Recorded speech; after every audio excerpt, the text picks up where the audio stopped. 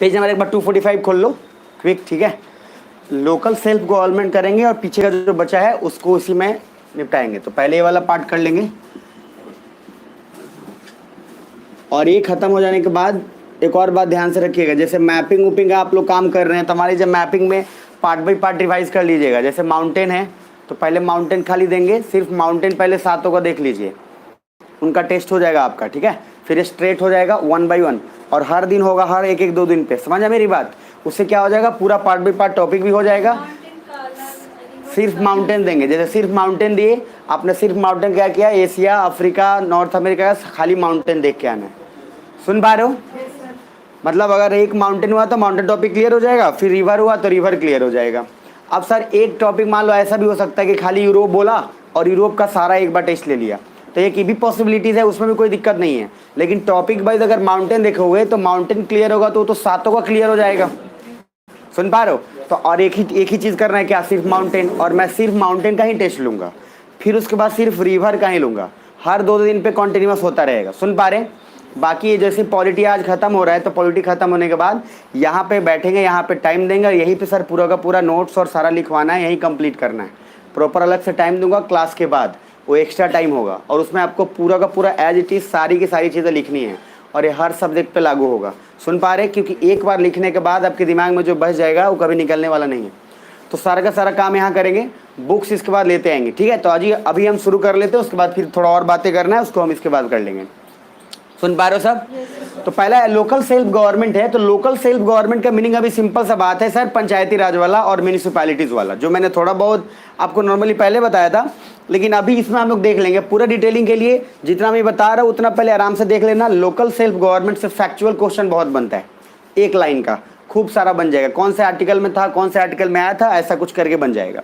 तो थोड़ा दिमाग में रखना और उसके बाद फिर आगे बढ़ेंगे। तो पहला पेज नंबर 245 पे आओ, वहाँ कुछ चीज़ें दी होंगी, ध्यान से देख लो। एक प्रीलिम्स के लिए अलग से कुछ टॉपिक होगा, मेंस के लिए कुछ अलग से होगा, दिख रहा है? जोर से बोलो, यस नो? आप प्रीलिम्स में देखोगे तो sir features of LSG, LSG क्या है, लोकल सेल्फ गवर्नमेंट, ठीक है। तो एलएसजी हम शॉर्ट फॉर्म में हर जगह लोकल सेल्फ गवर्नमेंट को एलएसजी से डिनोट किए। नीचे compulsory provisions of 73rd and 74th amendment. तो एक बात पता चल गया कि सर 73वां 74वां संशोधन जो है, 73 संशोधन से पंचायत आया, 74 संशोधन से म्यूनिसिपैलिटी आया। तो इससे रिलेटेड कुछ चीज़ें देख लेंगे। उसके बाद है कमिटीज़ का नाम, कोई डिटेल में नहीं जाना है, बस कमिटीज़ का नाम कि कौन कौन कमिटी ने थोड़ा दिया था, 1 लाइनर बस। अब उसके बाद नेक्स्ट है पंचायत एक्सटेंशन शेड्यूल एरिया, पेसा, PESA। तो ये बहुत इंपॉर्टेंट है कि पंचायत एक्सटेंशन शेड्यूल एरिया क्या है, कि सर उसके बाद लोकल सेल्फ गवर्नमेंट और म्यूनिसिपैलिटी के आगे भी कुछ चीज़ें काम की गई, जैसे कि ट्राइबल एरियाज़ के लिए कि सर आप अपना पैसा लो, आप अपने से मेंटेन करो, आगे डिटेल पढ़ेंगे। सुन रहे हैं सब? राइट में मेंस में है review of local self government. Local self government को आप कैसे देखते हैं, क्या मिला है, अगर लाए हैं पंचायती सिस्टम तो उससे कितना फ़ायदा हुआ है लोगों को। दूसरा point, Panchayati Raj plus municipality only, don't do cantonment board and all. तो बेसिकली सिलेबस में नहीं है, तो हमें पंचायती राज और म्यूनिसिपैलिटी करना है, कैंटोनमेंट वगैरह की चिंता नहीं करनी है। नीचे आइए, अब सर वहाँ पे आपको दिखेगा लोकल, इधर सेल्फ गवर्नमेंट, तीनों का मीनिंग देखो। तो लोकल का मीनिंग क्या है सर, ग्रास रूट लेवल पे, अरे है ना, मतलब बिल्कुल जीरो लेवल से, जड़ से एकदम वहाँ पे हम काम कर रहे हैं। सेल्फ मतलब क्या, खुद से, क्योंकि पीपल खुद से उनको फंड दिया गया, खुद पार्टिसिपेट करके अपना सिस्टम ठीक करने की कोशिश कर रहे हैं। और गवर्नमेंट मतलब क्या है, स्टेट। तो सर सिंपल सा मीनिंग है कि हमने सर लोकल लेवल पे जो गवर्नमेंट बना लिया और वो खुद से जो हम मेंटेन कर रहे हैं उसी को क्या बोल रहे हैं, लोकल सेल्फ गवर्नमेंट, मतलब ग्रास रूट लेवल पे। आज आपको कोई दिक्कत हो रहा है गाँव में, आपके पास है सर, आप खुद ही, आपको पैसा मिला हुआ है, आप खुद ही आराम से उसको सॉर्ट आउट कर सकते हैं। और पैसा क्या है, फंड तो किसी एक को ही मिलेगा। अब आपके प्रधान हैं तो उनको पैसा मिला, अगर वो सब काम कर दिया तो हो गया, नहीं किया तो बेकार हो गया। अब जरा नीचे आइए सर, लोकसभा और SLA are representative, that is we elect them and they represent our concern on behalf. तो सर लोकसभा, अच्छा सोच के देखो, पहले मैंने बोला था कि पावर ना तो क्रिएट हो सकता है नहीं डिस्ट्रॉय। अगर मान low power local self government पे बनाया जा रहा है तो दो बातों का ध्यान रखा गया होगा, जैसे सेंटर ने कुछ अपना पावर दिया, स्टेट ने कुछ अपना पावर दिया और सर नया गवर्नमेंट बन गया। ऐसा तो है नहीं कि पावर कहीं से खरीद के लेके नया पावर खड़ा कर दिए। अरे भैया, अगर पंचायत को दे रहे हो पावर तो अपने ही फंड में से देना पड़ेगा ना। अब सीधी सी बात है कि 2 चीज़ों का ध्यान रखना है। मान लो अगर फर्स्ट ऑफ ऑल सेंटर से पहले, अब इसमें ज़्यादा रोल है स्टेट का, केंद्र ने ये बोला कि सर सब कुछ ठीक है लेकिन स्टेट वाला जो पावर है उसमें थोड़ा ज़्यादा कॉम्प्रोमाइज़ करना पड़ेगा। अब वो बोला ठीक है, क्यों बोला? क्योंकि सर पावर अगर नहीं शेयर करोगे तो भला नहीं होगा। पावर अगर 4 भाई हैं, 4 भाई में से अगर एक भाई नहीं शेयर कर रहा है, बोले कि नहीं नहीं सब हम ही रखेंगे, तो कभी भी सर दूसरे भाई के पास पावर नहीं जा पाएगा, ना ही उसको कभी डेवलपमेंट भी हो पाएगा। तो पावर जब भी कभी नया गवर्नमेंट बनेगा, मान लो पंचायत म्यूनिसिपैलिटी के अलावा लेट से कोई और गवर्नमेंट बन गया, मान लो कोई भी नेक्स्ट लेवल का कुछ भी गली सेल्फ गवर्नमेंट, तो मान लो गली का भी अगर बन गया तो सर उसमें क्या करना पड़ेगा? फिर इसको अपना पावर उसमें शेयर करना पड़ेगा। मतलब सर सेंटर का पावर थोड़ा सा, फिर थोड़ा स्टेट, फिर थोड़ा क्या लोकल सेल्फ गवर्नमेंट, इनसे थोड़ा निकल के नया पावर बना दिया गया। कौन सा? गली मान लो, एक एग्जाम्पल बता रहे। तो पावर कभी भी क्रिएट नहीं होता है ना डिस्ट्रॉय। पावर को सर क्या किया जाता है? शेयर करके ही आप उसको आगे कर सकते हैं। तो पहला पॉइंट आइएगा, तो Lok Sabha SLA are representative, that is we elect them and they represent our concern on behalf. नीचे, but problem is we lacked in for 5 years and they also so busy in policy making that they can't solve local problem and they make policy which is like our sue for all, but गांव के अलग अलग problems है, urban की अलग अलग। सो गांव में इलेक्टेड एग्जीक्यूटिव को चूज करना, that is LSG. Lok Sabha SLA की तरह गांव में भी अपना है लोकसभा एसएलए। मैंने पहले बोला था कि गांव का सदस्य कौन, लोकसभा कौन होता है? वो 18+, वही है एमपी एमएलए, वही लोग हैं जो खुद 18+ हो चुके हैं। अपने आप को मान लो कि सर हम पंचायत और गांव के क्या है, बताया था ना वो टेबल में, तो खुद ही है सर। तो उसमें चिंता नहीं करना है आपको कुछ नहीं करना है, बस 18+ हो जाना है। भगवान से बोलिए कि भगवान जल्दी 18+ बनाइए। अच्छा नीचे आइए, कंसर्न मतलब उससे रिलेटेड बात, उससे रिलेटेड, हाँ मतलब कि उस बात को आगाह किया गया, ध्यान लाया गया। मैंने बोला कि मैं आप लोगों को कंसर्न रखता हूँ, तो मैं आपकी चीज़ों को, आपकी बातों को ध्यान रखता हूँ, ठीक है। नीचे अब इन कॉन्सेप्ट, इसमें क्या मैंने लिखा है नॉर्मली, उस पर मत जाना ज़्यादा, इंग्लिश हिंदी के लिए परेशान मत हो। उसमें नॉर्मली लिखा है कि सर सीधी सी बात है, लोकसभा एसएलए है, लोकसभा एसएलए को अपना पावर शेयर करना पड़ेगा। पिछले इतने सालों में आज तक सर पावर शेयर नहीं हो रहा था, गांव के लोगों का प्रॉब्लम सॉल्व नहीं हो रहा था, क्योंकि हर गांव में अलग अलग प्रॉब्लम था, म्यूनिसिपैलिटी का फिर अलग अलग प्रॉब्लम था। तो इसलिए सर बोला गया कि भैया ऊपर से आने से अच्छा है कि हम तुम्ही को पावर दे रहे हैं, तुम खुद ही अपना प्रॉब्लम निपटा लो, बात खत्म। नीचे आइए, इन कॉन्स्टिट्यूशन 7th शेड्यूल, तो संविधान के 7वें शेड्यूल में सूची centre plus state and concurrent list, मतलब सर 7th शेड्यूल याद है, टीयर्स ऑफ ओल्ड पीएम, तो टीयर्स हो गया और ऑफ हो गया और फेडरल सिस्टम हो गया। और फेडरल सिस्टम का सीधा आपको पहले बताया था, मोर देन 2 गवर्नमेंट। अरे बोला था ना कि फेडरल का मीनिंग है कि सर 2 गवर्नमेंट से ज्यादा होना चाहिए। अब चाहे ज्यादातर जो भी हो तो 2 गवर्नमेंट से ज्यादा तीसरा तो वहीं रहा है, और कौन सा आ रहा है? सेंटर से स्टेट, स्टेट से कौन? Local self government. तो अरे बताया था मैंने पहले ही, तो फेडरल 2 से ज्यादा। अब जरा नीचे आइएगा, for 3rd layer of government power of centre and state should be shared, तो तीसरे लेयर के लिए सेंटर और स्टेट का पावर क्या होना चाहिए? शेयर होना चाहिए, तभी तो सर तीसरा गवर्नमेंट बन पाएगा। नीचे आइए, बट स्टेट्स का मोर पावर जो है 3rd layer is Panchayati Raj and municipality shared होगा। स्टेट का इसमें ज़्यादा पावर शेयर होगा, मतलब मान लीजिए सेंटर ने अपना 5% पावर शेयर किया तो राज्य मान लो 10% करेगा।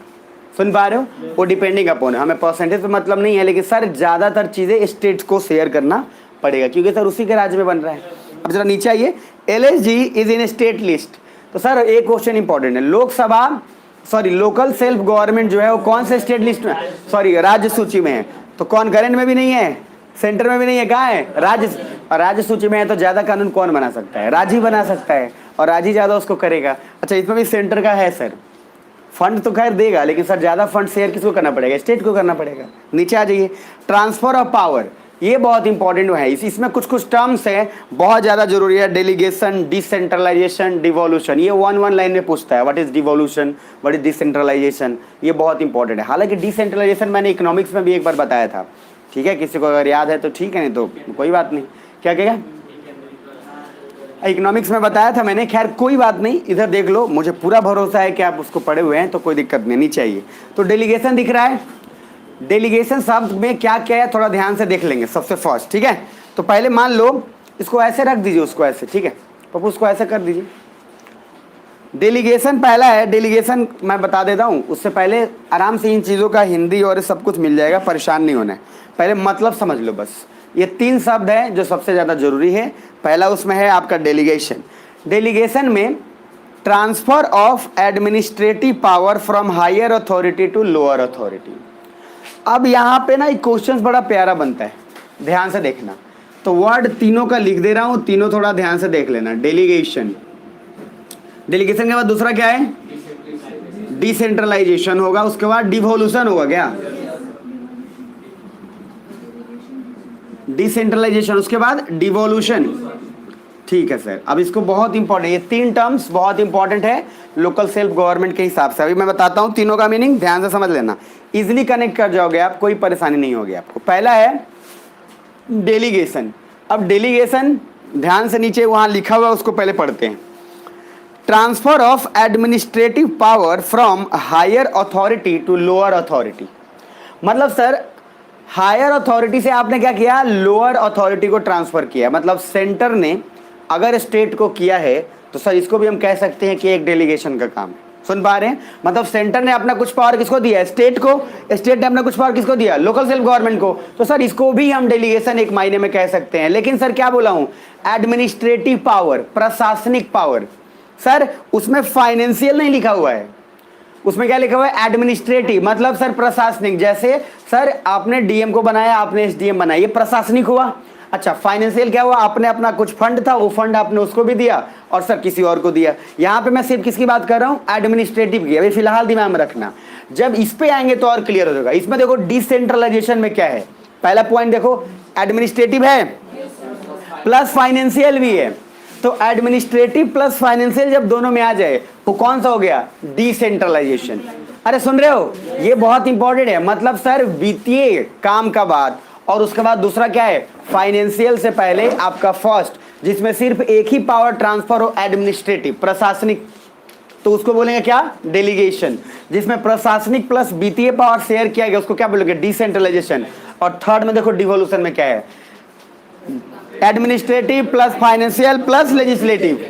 तो यहां सर तीनों स्तर पे चला गया। लेजिस्लेटिव चला गया, मतलब इलेक्शन वाला प्रोसेस आ रहा गया। सुन पा रहे मेरी बात? मतलब सर जब तीनों का तीनों हो जाए तो उसको क्या बोलेंगे? डिवोल्यूशन बोलेंगे। बट याद रखना, क्वेश्चन देखो क्या पूछा था इंटरव्यू में कि डू यू थिंक, क्या आप जानते हैं? इस इंटरव्यू में नॉर्मली पूछा था कि आप अभी इंडिया जो है क्या वो डेलीगेशन प्रोसेस में है, क्या वो डिवोल्यूशन में है, या क्या डिसेंट्रलाइजेशन में? तो याद रखना डिवोल्यूशन में नहीं है। अब कैसे मैं बताऊंगा? अभी डिवोल्यूशन के प्रोसेस पे है, ठीक है, बट अभी हम लोग हैं डिसेंट्रलाइजेशन में। यहाँ पे क्यों सर? उसके पीछे कारण बताते हैं। फ्री एंड फेयर नाम का चीज है, देखो नीचे मैंने लिख भी दिया होगा बड़े प्यार से। Our dream is for devolution but our reality is decentralisation. तो हमारा सपना है कि हम पहुंचे कहाँ? डिवोल्यूशन पे, लेकिन रियलिटी क्या है? हम डिसेंट्रलाइजेशन पे है। क्योंकि अभी तक फाइनेंशियल प्लस एडमिनिस्ट्रेटिव तो ठीक है, शेयर हो गया है, लेकिन जो लेजिस्लेटिव की बात है, जो लेजिस्लेटिव की, उसमें अभी भी पूरा सर ना तो फ्री एंड फेयर पंचायत में इलेक्शन ठीक ठाक चल रहा है, और ना ही सर लोकल लेवल पे हर चीज का, जैसे इलेक्शन की प्रॉपर बात करें तो लोकल लेवल पे ठीक नहीं जा रहा है। वहां पे सर बहुत दांव पेच हैं, बहुत तरीके की चीजें हैं। सुन पा रहे मेरी बात? तो बेसिकली हमारा सपना इसी का है, our goal is IAS, but reality is कि सर बहुत लोग BPSC सोच रहे हैं। तो अब मैं वही चीज आपको क्या बता रहा हूँ, बट गोल इंपॉर्टेंट क्या है? डिवोल्यूशन पे है। तो सर IAS तो बनना है ही, बट पहले सोच रहे हैं चलो और इजी हमारे लिए रहेगा कि हम BPSC कर लेते हैं। तो बेसिकली डेलीगेशन का मीनिंग है कि जब सिर्फ एडमिनिस्ट्रेटिव पावर किसी को ट्रांसफर किया जाए दूसरे लेवल ऑफ गवर्नमेंट को, तो क्या बोलेंगे? डेलीगेशन। डिसेंट्रलाइजेशन जब एडमिनिस्ट्रेटिव प्लस फाइनेंशियल हो तब, और तीसरा है administrative plus financial plus legislative, ये तीनों पावर ट्रांसफर किया जाए तो उसको क्या बोलेंगे? डिवोल्यूशन। सो इंडिया का गोल ओ है। जरा नीचे आओ। Sarpanch of Kerala has different powers than of Haryana because local self government is in state list, so state will decide कि सरपंच का पावर क्या होगा। ये जरूरी नहीं है कि हर जगह मुखिया का पावर पूरे राज्य में सेम ही होगा, हर जगह प्रधान और मुखिया का पावर अलग होगा। क्यों? क्योंकि सर वो अलग अलग राज्य के सूची में है और राज्य अपने हिसाब से डिसाइड करेगा कि हम उसको कितना पावर देंगे, हम उसको कितना पावर नहीं देंगे।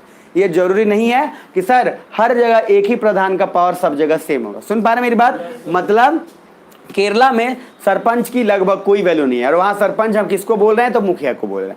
अलग अलग तरीके से, जैसे प्रधान कहीं बोला जाएगा, कहीं मुखिया जी बोला जाएगा, कहीं ग्राम से, अलग अलग नाम से बुलाया जाता है, हमें उससे मतलब भी नहीं है। बट आपको क्या लगता है कि हर जगह पावर सेम होगा? तो नहीं होगा सर पावर सेम। हर जगह पावर सेम होने का चांस भी नहीं है, क्योंकि हर राज्य अपने अपने हिसाब से पावर देता है कि किसको। सर सिचुएशन भी तो अलग है। ये भी तो देखना है कि कौन से राज्य में कैसा स्थिति है, कितना देना है कितना नहीं देना है, वो तो डिपेंड करता है ना सर। अब केरला डेवलप मान लो एरिया है, केरला में सर 99% लोग शिक्षित हैं। अब 99% लोग अगर केरला में शिक्षित है तो सर उसी हिसाब से वो भी पावर ट्रांसफर करेगा कि बेटा तुम उसको कैसे इस्तेमाल करो। अब बिहार में जहाँ सर मतलब नेक्स्ट लेवल 100% जहाँ शिक्षित हैं, समझ रहे हो, वहाँ पे मतलब आप समझ रहे हैं क्या होने वाला है। अब बेसिकली आ जाइए नीचे, तो दो चीज़ें sir, decentralisation of sugar mill और कॉटन इंडस्ट्री है तो सेंटर का, बट उसको चलाने के लिए आर्थिक आज़ादी सेंटर ने स्टेट को दे रखा है। जो चीनी मिल है, शुगर मिल या कॉटन मिल जो है, कॉटन समझ रहे हैं ना, तो चीनी मिल या कॉटन मिल जो है सर ये सेंटर लिस्ट में है, ये सेंटर इसको करता भी है, लेकिन सेंटर ने आर्थिक आज़ादी दे रखी है स्टेट को कि बेटा तुम इसको चलाओ, तुम इसको ऑपरेट करो, कोई दिक्कत नहीं है। अब सर चीनी मिल मोतिहारी का है, बंद पड़ा है चाहे जो भी, तो सर आप इस बात को दिमाग में रखिए कि राज्य के थ्रू आप जा सकते हैं। अब मोदी जी तो बोलते चल गए कि चाय की चुस्की लेके जाएंगे यहाँ का। अब सर यहीं पे गन्ना से सर ये बहुत लंबा प्रोसेस बेचारे बोल दिए थे कि हम अगले बार जब आएंगे तो यहीं के गन्ना से निकला हुआ गुड़ से, उससे निकला हुआ चीनी से चाय पी के जाएंगे। अच्छा, दोबारा जब आए, समझ में आ रहा है, तो दोबारा आए तो लोग पूछे क्या हुआ, तो लोग कुछ नहीं, क्या हुआ कुछ नहीं, तो बोले कोई बात नहीं, चीनी बाहर में मिलता है, खरीद के पिला दीजिएगा, उसमें कोई दिक्कत नहीं है, बाद में फिर देखेंगे जब आएगा तब आएगा। सर अब राजनीति है अपने अपने हिसाब से चलती रहती है, उसमें कोई दिक्कत भी नहीं है, बट प्रॉब्लम है कि सर अगर केंद्र के हाथ में पावर है, केंद्र ने अगर आर्थिक आज़ादी किसको दे रखा है, राज्य को, तो सर आप राज्य के थ्रू ही होके जाइएगा केंद्र के पास। तो दो चीज़ मैंने बताया अभी तक, सुन लो ध्यान से, वो सारे लोग जो टाइम पे आए हैं। पहला मैंने बोला कि सर लोकल सेल्फ गवर्नमेंट शुरू किया। लोकल सेल्फ गवर्नमेंट मैंने बोला है सर प्री मेंस के लिए अलग इसमें थोड़े फैक्चुअल बनते हैं। 73 और 74 अमेंडमेंट, 73, 74 अमेंडमेंट इंपॉर्टेंट है। 73 अमेंडमेंट किसके लिए, पंचायत के लिए, 74 म्यूनिसिपैलिटी के लिए। उसके नीचे आया तो मैंने 3-4 टर्म्स बताया आपको कि सर कभी भी लोकल सेल्फ गवर्नमेंट का मीनिंग है लोकल सेल्फ गवर्नमेंट, मतलब लोकल लेवल पे, ग्रास रूट लेवल पे, और सेल्फ खुद से, और गवर्नमेंट हमने खुद से बनाया। तो ये जो अपने से अपने करके जो बना रहे हैं इसको बोले लें लोकल सेल्फ गवर्नमेंट। पावर कभी भी क्रिएट नहीं होता है, तो power nor be created nor neither be destroyed, it can be transform from one form to another. तो यहाँ से सर लोकल लेवल पे पावर देने के लिए सेंटर और स्टेट ने अपने अपने पावर शेयर किए, तब जाके एक नया लेवल ऑफ गवर्नमेंट बना, कौन सा, लोकल सेल्फ गवर्नमेंट। अब इसमें सर समझ में आ रहा है नहीं आ रहा है। अब इसमें सर 2-3 बातें बोली गई कि राज्य इसमें राज्य लिस्ट में, मतलब कि राज्य सूची में है, तो स्टेट लिस्ट में है तो स्टेट ही अपने अपने हिसाब से कानून बनाता है। 3 वर्ड मैंने बोला, डेलीगेशन, डिसेंट्रलाइजेशन, डिवोल्यूशन। डेलीगेशन में अगर सिर्फ एडमिनिस्ट्रेटिव पावर शेयर करेंगे तब, एडमिनिस्ट्रेटिव प्लस फाइनेंशियल, डिसेंट्रलाइजेशन, और उसके बाद एडमिनिस्ट्रेटिव फाइनेंशियल प्लस लेजिस्लेशन हो तो सर उसको डिवोल्यूशन बोलेंगे। तो हमारा सपना वही है। बाकी पेज नंबर 246 पे आइएगा, एक वर्ड और है डिसइन्वेस्टमेंट। तो ये 4 डी का पावर 4 से शुरू होता है, तो पेज 246 में डिसइन्वेस्टमेंट मिलेगा। डिसइन्वेस्टमेंट का सिंपल सा मीनिंग है government gives its shares to private is called disinvestment. तो डिसइन्वेस्टमेंट का क्या होता है सर, सिंपल सा बात है, अपना जो शेयर था प्राइवेट में गवर्नमेंट ने दे दिया, बात हो गया, अब बात खत्म। अब अलग अलग तरीके से होता है। इन्वेस्टमेंट जानते हो ना, तो इन्वेस्टमेंट क्या करना, उसमें आपने पूंजी लगा दिए। अब यहाँ क्या, डिसइन्वेस्टमेंट, जो पूंजी लगाए थे उसके जगह पे आपने सारा बैंक को क्या कर दिया, प्राइवेटाइजेशन कर दिया गया। अलग अलग तरीका है डिसइन्वेस्टमेंट का, एक ही तरीके नहीं होता है। जैसे क्या होता है डिसइन्वेस्टमेंट में, मान लो आपका शेयर 60% था, आपने उसमें से 30% को डिसइन्वेस्ट किया, या मान लो आपने 60 का 60% कर दिया। तो प्राइवेटाइजेशन अगर बोल रहे हैं, सुनना, अगर हमने प्राइवेटाइजेशन शब्द बोला मतलब कंप्लीट शेयर ज़्यादा किसका हो गया, प्राइवेट कंपनी का। जैसे हमने बोला अगर 51% भी शेयर हो गया है मान लो HDFC का, और 49% शेयर मान लो गवर्नमेंट का, एग्जाम्पल के लिए, तो सर क्या हम उसको प्राइवेट बोल सकते हैं, बिल्कुल बोल सकते हैं। और हम बोल रहे हैं डिसइन्वेस्टमेंट, तो डिसइन्वेस्टमेंट में जरूरी नहीं है कि वो प्राइवेट हो चुका है। गवर्नमेंट ने क्या किया, गवर्नमेंट ने बोला मेरा 60% शेयर था, उस 60% में से हम 20% शेयर को अपना सेल कर रहे हैं, ठीक। तो अभी भी इसके पास कितना बच गया, 40%। और मान लो इसमें और भी 2-3 कंपनी जुड़ी हुई हैं, तो किसी का 10% है, किसी का 30% है, किसी का 15% है, फिर भी तो गवर्नमेंट का परसेंटेज क्या है, ज़्यादा है। तो क्या हम उसके इसमें प्राइवेटाइजेशन बोल सकते हैं, तो नहीं बोल सकते। तो बेसिकली कहने का डिसइन्वेस्टमेंट का मीनिंग है कि सम अमाउंट ऑफ परसेंटेज जो आपने इसमें इन्वेस्ट किया था उसको आपने सर दूसरे को दिया, अब जिसको दिया आप जानो। अब जरा नीचे आओ, legality of local self government कहाँ लिखा हुआ है। पहली बात कि जो लोकल सेल्फ गवर्नमेंट है वो लीगल है क्या है नहीं, उससे रिलेटेड कहाँ लिखा हुआ चीज़ों को समझ लेना। पहला पॉइंट, DPSP पढ़ाया था सर, और डीपीएसपी में मैंने बोला था क्लियरली वहां लिखा हुआ है कि पंचायत सिस्टम को प्रमोट करना चाहिए। याद है मैंने बोला था कॉटेज इंडस्ट्री, और मैंने बोला था फंडामेंटल राइट से पैसे नहीं आते हैं, पैसे किसे आते हैं? डीपीएसपी से। तो सर पर्स भरा हुआ डीपीएसपी से रहता है, और डीपीएसपी में मैंने बोला था कि सर लोकल सेल्फ गवर्नमेंट को डीपीएसपी में लिखा हुआ कि प्रमोट करना है, गवर्नमेंट की जिम्मेदारी है, और उनको प्रमोट करके सर जितना सारा कुछ है फंड या सारा कुछ कॉटन इंडस्ट्री हो, वहाँ की इंडस्ट्री हो, उसको प्रमोट करना चाहिए। और ये सर कहीं ना कहीं प्रभावित मैंने बोला था गांधी जी से भी था, क्योंकि गांधी जी ने भी ऑलरेडी उसको लोकल लेवल पे प्रमोट किया था, बोला था ना, और पढ़वाया भी था सर, दिमाग में रख लेना। अब मैं वापस एक बार आ जाऊँ तो पहला है पेज नंबर 246 में कि legality of local self government में डीपीएसपी में क्लियरली रिटेन टू प्रमोट पंचायती राज। तो डीपीएसपी में और नीति निर्देशक तत्व में क्या है? तो सर यही है, वो बताया गया है।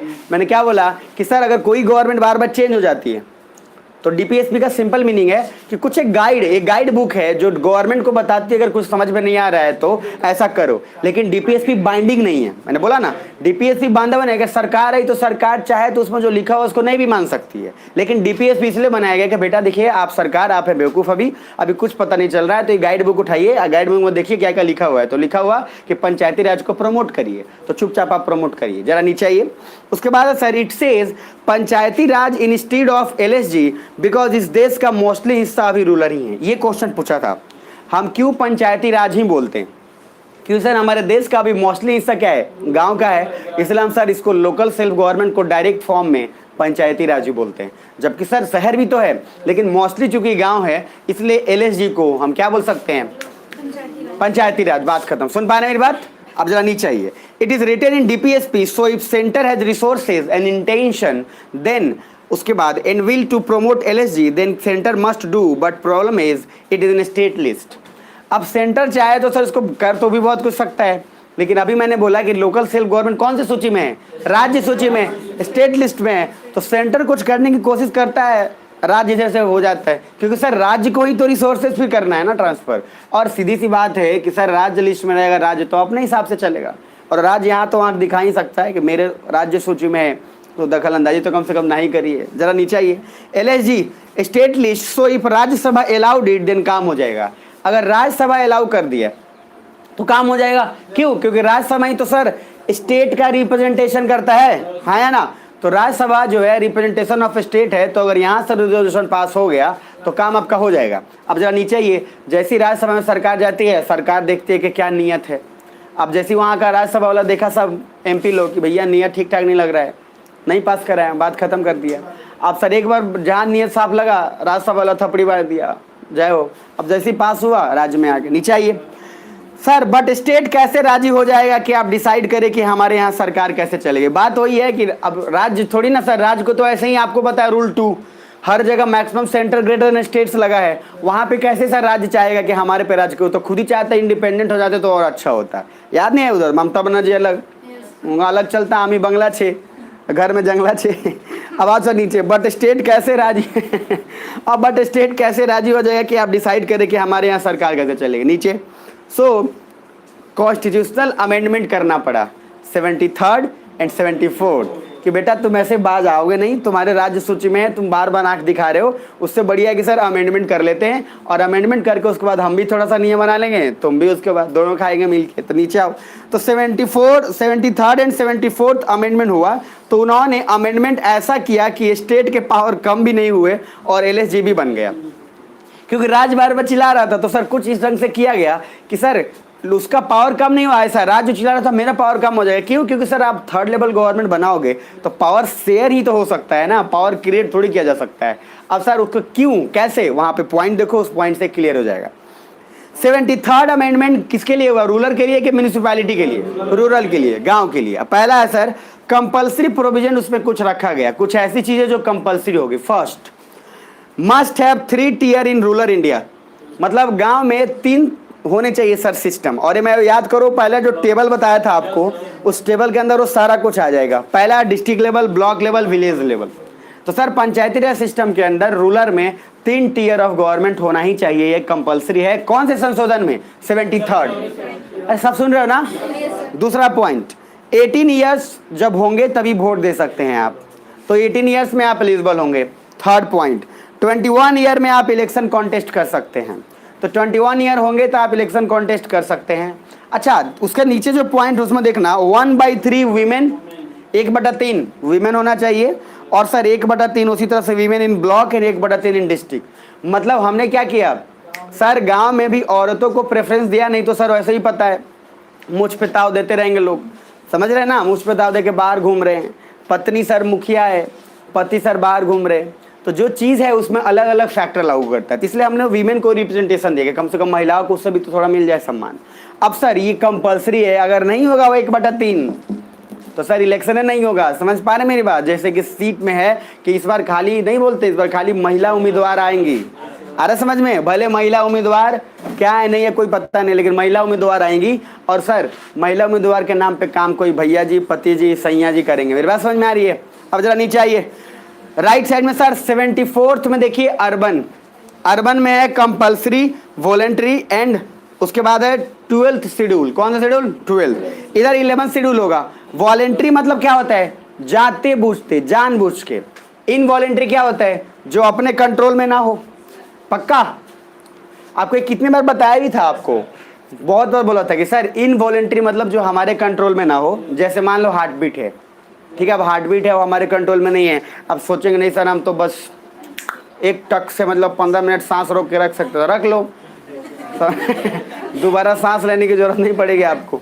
तो इनवॉलेंट्री आपको फिर बायोलॉजी में भी बताएंगे, आप पढ़े भी होंगे 10th क्लास के एनसीईआरटी में, वहाँ पे रहता है कि कौन सा चीज़ इनवॉलेंट्री है, कौन सा वॉलेंट्री है। हार्ट बीट, फिर अगर वॉमिटिंग आना, फिर ये सारा कुछ ऐसी चीज़ें हैं जो कंट्रोल में है, कुछ कंट्रोल में नहीं है। तो जो कंट्रोल में नहीं है वो इनवॉलेंट्री है, जो कंट्रोल में है वो वॉलेंट्री। जैसे मैं थप्पड़ मार सकता हूँ तो वॉलेंट्री है, अब सर कंट्रोल कर सकते हैं तो अब आइए राइट साइड में ये 74th में कंपल्सरी क्या क्या है? 2 टियर होगा सर, माने शहर में 2 लेवल होंगे, पहला होगा सर वार्ड, दूसरा होगा जिला। तो वार्ड और डिस्ट्रिक्ट, तो शहर में आपको वार्ड नंबर मिल जाएंगे। अब दूसरा पॉइंट 18 ईयर्स, यहाँ पे भी वोट करेंगे। 21 ईयर, रुक जाइए, 21 ईयर कॉन्टेस्ट इलेक्शन, वो वाला टेबल देखना जो टेबल बताया था मैं वहाँ पे, पहला टेबल, उसमें आपको जवाब मिल जाएगा। 1/3 for women, 1/3 in ward, 1/3 in district. यहाँ पे भी सेम कॉन्सेप्ट है, 1/3 यहाँ वार्ड में। और सर आप जो भी इलेक्शन से लड़ाते हैं शहर में, तो सिंपल बात है कि वार्ड में जो भी रहेंगे पूरे वार्ड को मिला के बनेगा कौन? मेयर बनेगा। तो नाम अलग है और मैं वहाँ पे बताया भी था आपको, उसके लिए चिंता नहीं करना है, लेकिन हमें उसके बारे में भी जानना नहीं है। हमें जैसे मेयर का इलेक्शन कैसे होता है, नहीं होता है, उसमें बिल्कुल इंटरेस्टेड नहीं रखना है। उसमें हमें याद क्या रखना है कि 1/3 सीट वीमेन के लिए वो कंपलसरी है, वो हमारे लेवल्स काम का है। तो सर मैंने 2-3 चीज़ें बताई। 73rd से कौन सा? रूरल की शहर, अरे रूरल ना, और 74 से अर्बन हो गया। अब नीचे आइए, स्टेट इलेक्शन कमीशन, ये इंपॉर्टेंट क्वेश्चन है, पूछा हुआ है ये। SEC, state election commission will conduct election at local level and इनका ECI से कोई लेना देना नहीं है। इधर देख लो, कुछ छोटे मोटे बॉडीज है जो मैं आगे पढ़ा दूंगा बीच में, उससे पहले थोड़ा पढ़वा भी लूंगा। जैसे ECI है, इलेक्शन कमीशन ऑफ इंडिया, इनका भी जिक्र कहीं कहीं आया है ऑलरेडी, वहाँ पे भी मैं जब पढ़ा रहा था तब। तो इलेक्शन कमीशन ऑफ इंडिया क्या है? पूरे इंडिया का इलेक्शन कमीशन जो कंडक्ट करा रही है। अब एक बोल रहा हूँ state election commission, state election commission, तो हर राज्य का अपना एक स्टेट इलेक्शन कमीशन है, सुन पा रहे हैं? तो ये ACC की जिम्मेदारी है कि पंचायत लेवल पे वो इलेक्शन कराए और वहां से सब कुछ करे, उससे उसमें से ECI का कोई लेना देना नहीं है। मतलब उस इलेक्शन में कुछ भी धांधली होता है, कुछ भी होता है, तो जिम्मेदार कौन है? अरे कौन? ACC। इसका मतलब नहीं है सर यहाँ पे इलेक्शन कमीशन ऑफ इंडिया से कोई मतलब नहीं है, या सीधा आपका मतलब है उस राज्य के इलेक्शन कमीशन से जो एग्जाम जो सॉरी इलेक्शन जो करवाया है। जरा नीचे ध्यान से देखिए, स्टेट फाइनेंस कमीशन, जिसका फाइनेंस कमीशन ऑफ इंडिया से कोई लेना देना नहीं है। अब उसी तरीके से सर आपको बताया था CFI बोला था, कंसोलिडेटेड फंड ऑफ इंडिया, तो पूरे इंडिया का जो भी आया है पैसा वैसा सारा ये चला गया कहाँ? CFI में। और मैंने याद करो वहां पे आपको बताया था COFI, sir contingency fund of India. Her state का एक अपना होता है अलग, और ये होता है इमरजेंसी में जो पैसा निकालते हैं, जो मैंने बोला जिसमें पार्लियामेंट की परमिशन लेने की जरूरत आपको नहीं पड़ती है, पैसा निकाल लेते हैं और बाद में फिर बता देते हैं कि पैसा निकाला गया था। तो सर हर स्टेट का अपना एक होगा क्या? CFI। तो मतलब क्या, एक केंद्र का है तो ये क्या होगा? State finance. अरे स्टेट फाइनेंस नहीं हो गया, मतलब हर राज्य में भी तो सर आप टैक्स दे रहे हैं राज्य को, तो राज्य भी अपना रखेगा, उसमें से आपको सबको सैलरी देना है, उसमें से सब कुछ मेंटेन करना है। तो कहने का मीनिंग क्या है? सेंटर लेवल पे जो इलेक्शन करा है उसका नाम क्या है? Election commission of India. हर राज्य का अपना अपना इलेक्शन कमीशन का बॉडी है जिसको स्टेट इलेक्शन कमीशन बोल रहे हैं। मान लो इलेक्शन कमीशन ऑफ बिहार बोल दिए, ईसीबी। उसी तरह से मान लो वेस्ट बंगाल का है election commission of West Bengal, उसी तरह से उड़ीसा। समझ रहे हो नहीं समझ रहे हो? अरे जोर से बोले, ऐसा नो। अब उसके बाद सर उसी तरीके से फाइनेंस का है, एक टैक्स जो पूरा ऑल ओवर इंडिया से आता है उसको कंसोलिडेटेड फंड ऑफ इंडिया में जाता है, वहीं से सारा कुछ मेंटेन। एक अपना राज्य का अपना अलग अलग कोष है जिसको हम लोग सर स्टेट फाइनेंस कमीशन बोल रहे हैं। तो हर राज्य का मान लो state finance commission of Bihar, मान लो बिहार का फाइनेंस कमीशन हो गया, उड़ीसा का हो गया, सिमिलरली। सुन पा रहे हो? अब जरा नीचे आओ। क्या क्या क्या? अरे नहीं, अब उसकी बात हम नहीं कर रहे, हम बोल रहे हैं अलग। हम अभी तो सिंपल ही बात बोल रहे हैं, आप उसमें टैक्स कहाँ पेड़ हो तो उसके लिए चिंता मत करो। वो तो सर टैक्स का फिर अलग अलग टाइप है, वो इकोनॉमिक्स में देख लेंगे। अब CGST है, सेंट्रल गवर्नमेंट का अलग है, फिर स्टेट गवर्नमेंट का अलग है, फिर कंबाइंड है, तो बहुत सारा टैक्स है, वो इकोनॉमिक्स में देख लेंगे। अभी मैं इतना बोल रहा हूँ आपको कि दो बातों का दिमाग में रखना है कि सर अगर सेंटर के पास कोई भी अगर जो फंड आता है तो जाएगा कंसोलिडेटेड फंड ऑफ इंडिया में। अरे पढ़ा भी चला है बजट में, आपको बोला हूं सारा 1 रुपया भी अगर कंसोलिडेटेड फंड ऑफ इंडिया में आता है या जाता है तो उसका रिकॉर्ड रहेगा, उसका रिकॉर्ड रहता है, उसका हिसाब किताब आपको देना पड़ेगा। उसी तरीके से राज्य का अपना एक स्टेट फंड कमीशन है, तो यहाँ पे सर राज्य के ही स्टेट फंड कमीशन से उसका कोई लेना देना CFI से नहीं है, और स्टेट इलेक्शन कमीशन का सर वहाँ पे भी आपका जो इलेक्शन कमीशन ऑफ इंडिया उससे कोई लेना देना नहीं है। से हाँ बिल्कुल ले सकता है, कंटिजेंसी फंड उसीलिए मैं पढ़ाया था वहाँ पे, आपको वहाँ पे बोला भी था मैं जब COFI पढ़ा रहा था तब, वहाँ भी बोला था कि स्टेट इमरजेंसी में बिल्कुल ले सकता है, और फंड ही रखा गया इसलिए कि इमरजेंसी में ले, और उसके बाद फिर बाद में उसको सर बता देना पड़ता है, चुका देना पड़ता है। नीचे आइए। सो LSG के चलते स्टेट के पावर कम नहीं हुए। अब सर बिकॉज कंपल्सरी प्रोविजंस बहुत ही सिंपल है जिससे स्टेट को कोई इंपैक्ट नहीं हो। अब देखो इधर कंपल्सरी प्रोविजन, देखो मैं जानबूझ के क्यों कंपल्सरी लिखा हूँ सर, उससे कोई राज्य पे फर्क नहीं पड़ा। राज्य के पावर का 18+, उससे क्या फर्क पड़ गया राज्य को? बोला क्या गया कि सर 3 सिस्टम होना चाहिए, उसमें कोई उसमें दिक्कत नहीं हुआ। 4 तो 21 साल होना चाहिए, फिर 1/3 वुमेन का सीट कर दो। राज्य के पावर पे कुछ ज्यादा असर ही नहीं पड़ा, कोई खास असर नहीं पड़ा। बस जो पावर शेयरिंग था, पावर में आपने ज्यादा शेयर नहीं करके फंड में थोड़ा शेयरिंग ज्यादा कर लिया, बात खत्म। इसलिए सर आपका पावर से ज्यादा फंड वाला पार्ट यहाँ इंपॉर्टेंट हो गया। इसलिए क्या बोला था, एडमिनिस्ट्रेटिव प्लस फाइनेंशियल, तो फाइनेंशियल थोड़ा पार्ट शेयर हो गया, पावर से ज्यादा उसमें चेंज ही नहीं किया गया। अब जरा नीचे आइए। उसके बाद है सर सिंपल है जिसके चलते कोई इंपैक्ट नहीं हुआ। सिमिलरली वॉलंटरी मतलब स्टेट जो चाहे वो करे, and 11-12 schedule is also preferable to state. So क्योंकि LSG is in state list, तो सेंटर ने फेडरल बैलेंस भी मेंटेन कर दिया और LSG भी बना दिया।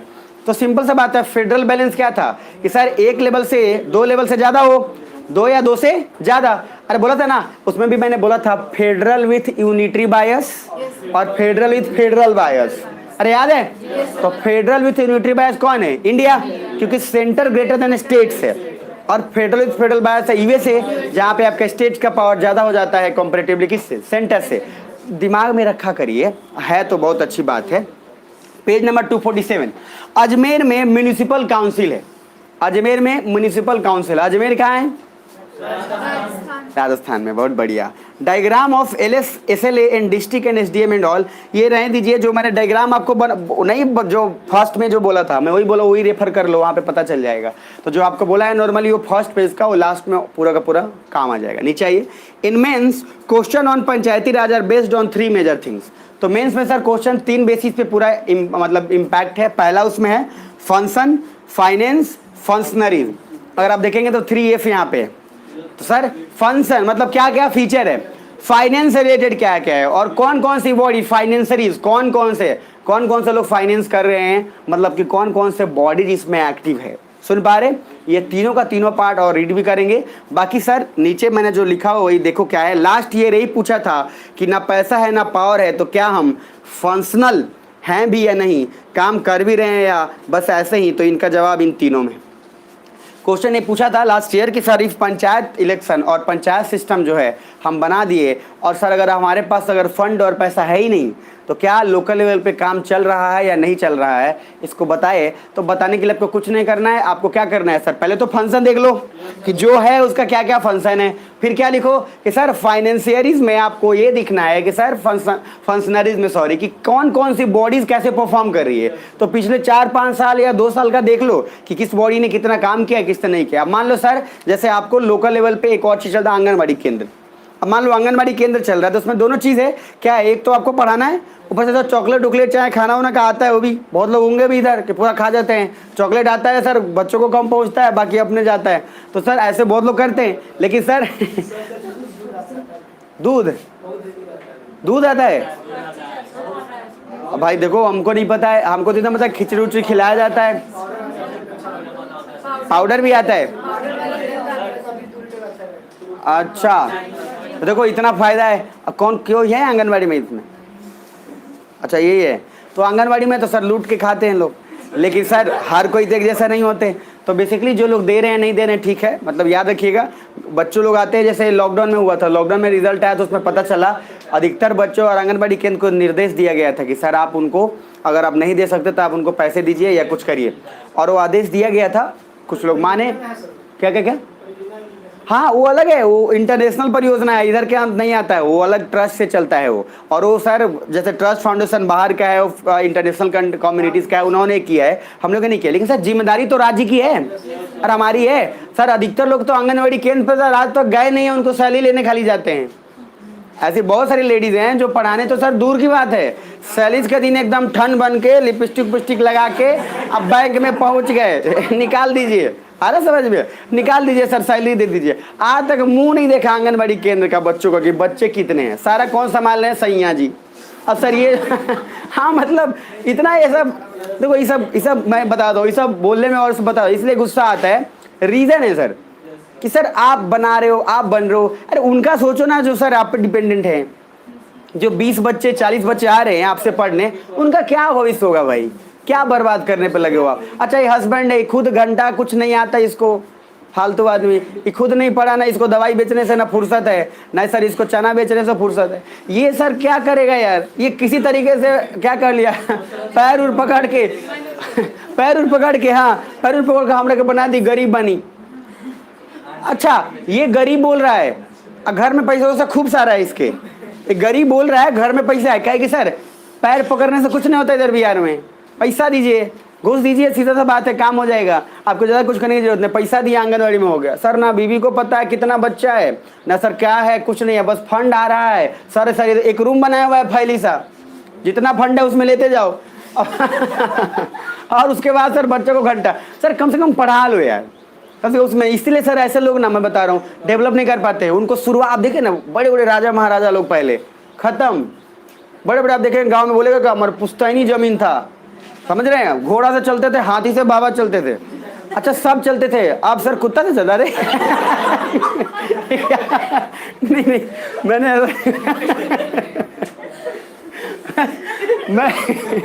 मैं पर्सनली इस बात में फील करता हूँ। इधर अरे ज़्यादा तुमको बोलने की जरूरत नहीं है, इधर देख लो पहले, इधर समझो। सर सबसे बड़ा बात है कि आप नॉर्मली क्या कर सकते हो, दो चीज़। आप सर अगर नीयत ठीक नहीं है ना तो आप ये लिख के ले लो, अगर आज आपका समृद्ध परिवार है कल रोड पे आ जाएगा, अगर आपका नीयत ठीक नहीं है तो मैं गारंटी बता रहा हूँ। अगर नीयत साफ है, आज भले कष्ट में होगा लेकिन कुछ साल बाद सर आप ठीक हो जाओगे, समझ रहे। तो जैसे बहुत लोग मान लो बोल रहे हैं अमीर है अमू है, अगर नीयत ठीक नहीं है आप लिख लो, ज़्यादा दिन नहीं सर, लोकसभा के इलेक्शन 5 साल में खत्म होता है ना उससे कम में आपकी स्थिति हो जाएगी बढ़िया। इसलिए नीयत कम से कम रखिए साफ, और सर ज़्यादा लूटपाट नहीं करिए सर, बहुत लगता है सर, गरीबों की आँखें जो है ना लगती हैं सर, वो इनडायरेक्टली ना अजब किस्म का रेडिएशन है। जैसे माँ होती है ना, तो माँ को ये पता चल जाता है कि बेटा बेटी परेशान है कि नहीं परेशान है, उसी तरीके से सर ना वो गरीब की आँखें हैं सर, अलग टाइप के इलेक्ट्रोमैग्नेटिक एनर्जी होता है उसमें, वो ऐसा लगता है ना सर कि आप जीवन भर कभी नहीं निकल पाओगे। नीचे आ जाओ, फॉर शेड्यूल एरियाज देख लो। अब सर लोकल और म्यूनिसिपल इधर आपने कर तो दिया, गांव और शहर, उनका क्या जो ट्राइबल एरियाज में है, समझ में आ रहे हैं। शेड्यूल कास्ट सर नहीं सर, शेड्यूल कास्ट की बात नहीं कर, शेड्यूल ट्राइब्स की बात कर रहा हूँ सर। उनका क्या जो सर जंगलों में है, नॉर्थ ईस्ट स्टेट, क्या हो गया, नॉर्थ ईस्ट स्टेट में है, फिर उधर है, उनका क्या, तो उनके लिए सर अलग बना दिएगा पेशा, उनके लिए बोला गया भैया इन सब से भी अलग उनको अपना ऑटोनोमस बॉडी दिया जाएगा, मतलब उनका खुद ही एक अलग बॉडी होगा, ना लोकल लेवल का शेयर होगा ना इधर का शेयर होगा, अपना एक उनका अलग बॉडी बना दिएगा। और पेशा का फुल फॉर्म आपको पहले पेज पे भी था, वहाँ पे भी लिखा हुआ है, देख लो ध्यान से। अब पंचायती एक्सटेंशन शेड्यूल एक्ट, मतलब आपने क्या किया, पंचायती लेवल को एक और नेक्स्ट लेवल पे पहुंचा दिया, सुन पा रहे मेरी बात, उसको बोल रहे क्या, पेशा। अब जरा नीचे आ जाओ, centre can make law and act easily to make better the schedule areas because centre has already this power. इसलिए because most of schedule area are in rural so they comes under 73rd amendment. Then फिर इसमें discuss कर लो कि कैसे और पैसे इन power दें ताकि लोग अपनी प्रॉब्लम सॉल्व कर लें। सिंपल सी बात है कि आप सर खुद पैसे उनको दे दो और शेड्यूल एरियाज में, और आप लोग जब आते हैं बोतल तो अपना अपना लेके आया करिए, ठीक है। मतलब ये दिखाता है कि आप IAS ऑफिसर हैं, तनी दो मैं बता रहा हूँ, आप बोलोगे यहाँ रखने का नहीं, इसलिए बता रहा हूँ कि देखो कोई भी अरेंज करना है, आप वाटर भी अरेंज किया जा सकते हैं, उसमें कोई दिक्कत नहीं है। लेकिन प्रॉब्लम ये है ना कि सर एक आदमी अगर उठ के जाएगा ना तो पूरा क्लास डिस्टर्ब होगा। अगर बीच में वो रिदम होता है, आप जब पढ़ाएंगे ना यहाँ पे वो रिदम सर फ्लो होता है, उस रिदम में अगर ब्रेक होता है तो बहुत डिस्टर्बेंस क्रिएट होता है। आप नॉर्मल अपना रखो, अपना निकालो पियो, बस इसमें करने की क्या दिक्कत है, कौन सी बड़ी बात है, सिंपल सा बात है, आप प्रिपेयर होके आओ, ठीक है ना। और आप आते हैं सब लोग बैग लेके, हाथ में भी लेके आते हैं तो आप आराम से रख लीजिए, प्रिपेयर्डनेस रखिए सर, आप IAS ऑफिसर बनने वाले हो, ये नहीं मतलब कि समझ गमछा झाड़ के चल दिए थोड़ा ध्यान में रखिए तो नीचे ये सर, हाँ प्रॉपर आप अपने चीज़ों को अपने हिसाब से ध्यान रखिए। मुझे लगता है कि IAS है तो आप अपने हिसाब से चलिए, अपने हिसाब से चलने का, आप अपना डेली रूटीन अपने हिसाब से बोतल अपने हिसाब से फिक्स, अपना इंस्ट्रूमेंट अपना पेंसिल पे ये रखिए सर। ये दिखाता है, ये छोटी छोटी चीज़ें दिखाता है कि आप कितना वेल प्रिपेयर्ड हैं। कोई आदमी उसी काम को ना बहुत अच्छे तरीके से कर देगा और कोई आदमी उसी काम को फैला के करेगा।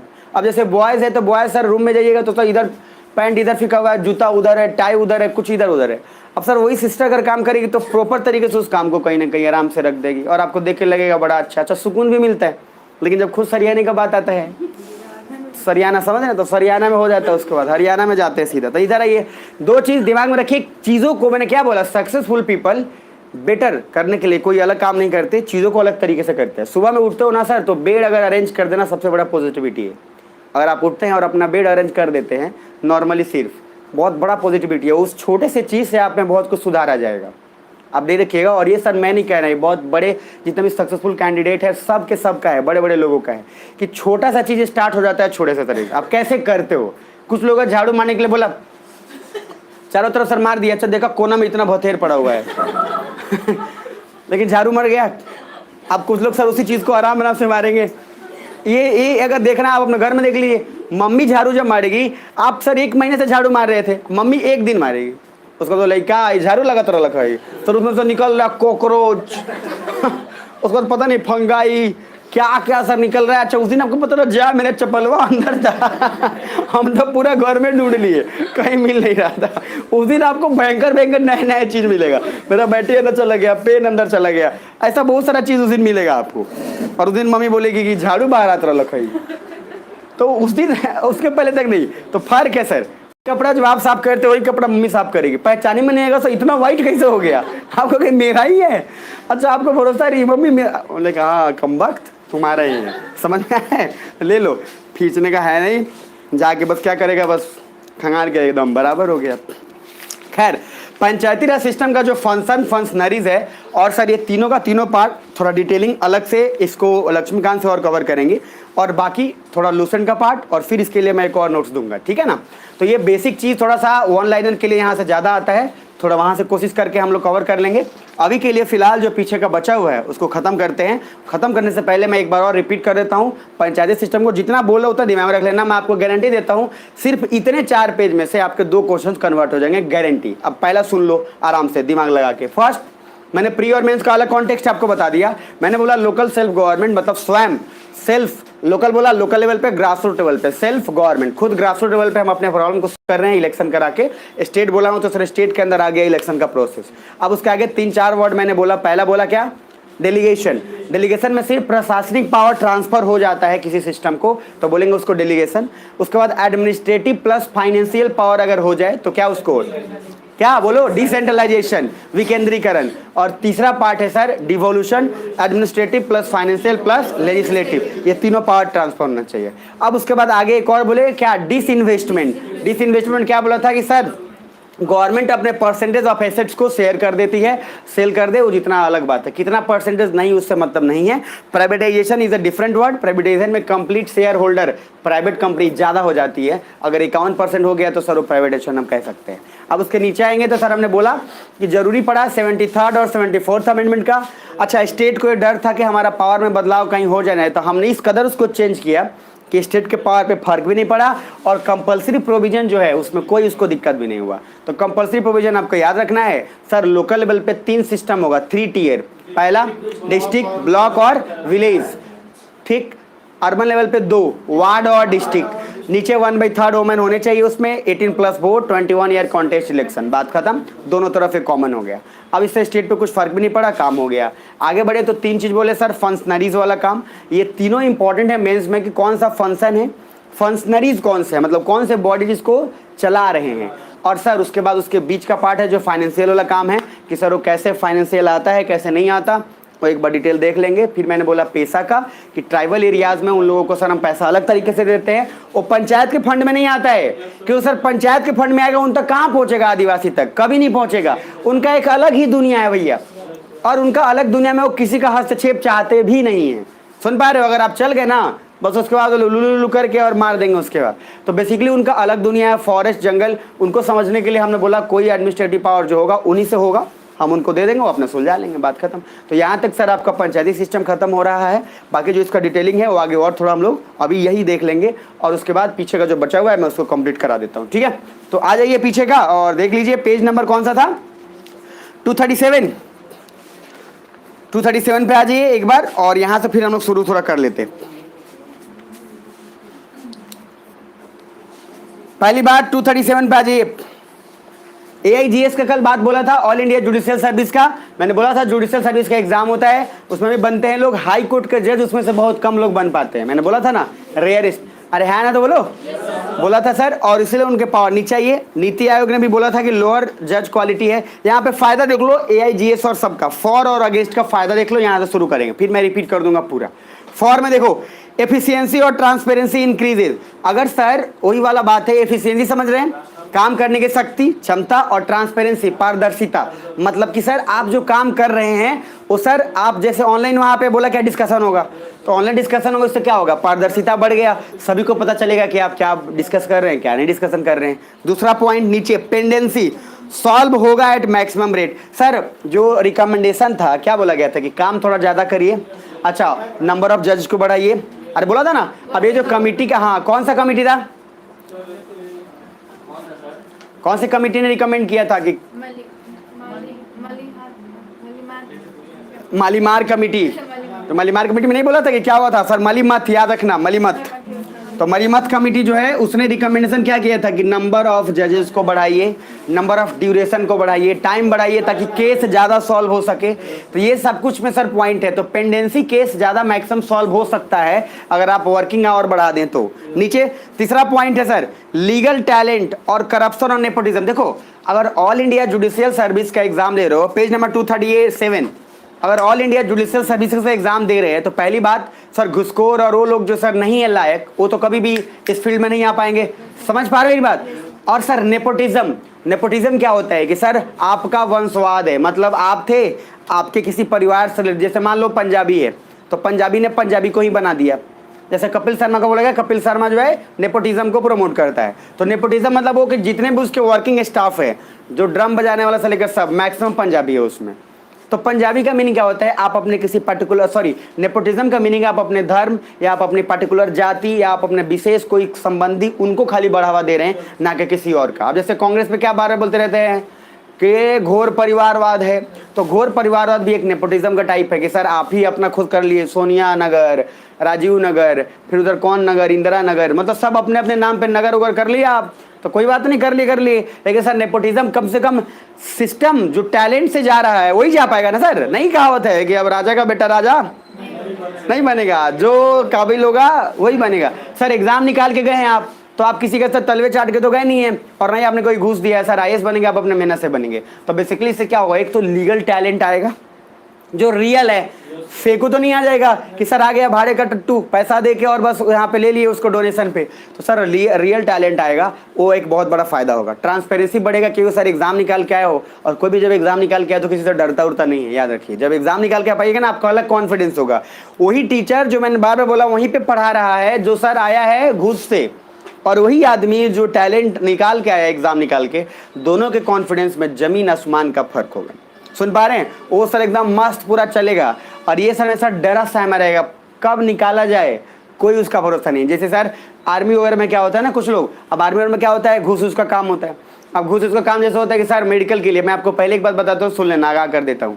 मेडिकल के लिए कॉल आएगा कि मेडिकल के लिए सर पैसा दे दीजिए, आपका फाइनल हो गया, सब मेरिट लिस्ट में नाम आ गया, सब पैसा दे दीजिए। आपको एक बात बताता हूँ, आर्मी डिपार्टमेंट में, और मैं ऑन कैमरा बोल रहा हूँ इसलिए सुन लेना ध्यान से, और वो लगे तो लगे, सच बात है तो सुनना पड़ेगा। देखो मैं बताता हूँ आपको रियल क्या धंधा चलता है, और इसीलिए मैं इन सब चीज़ों से बहुत नफरत करता हूँ। पहला सबसे फर्स्ट क्या होता है, जब मेरिट लिस्ट बनता है तो मेडिकल डिपार्टमेंट को पहले भेजा जाता है, तो उसमें पहले ही फाइनलाइज हो गया रहता है।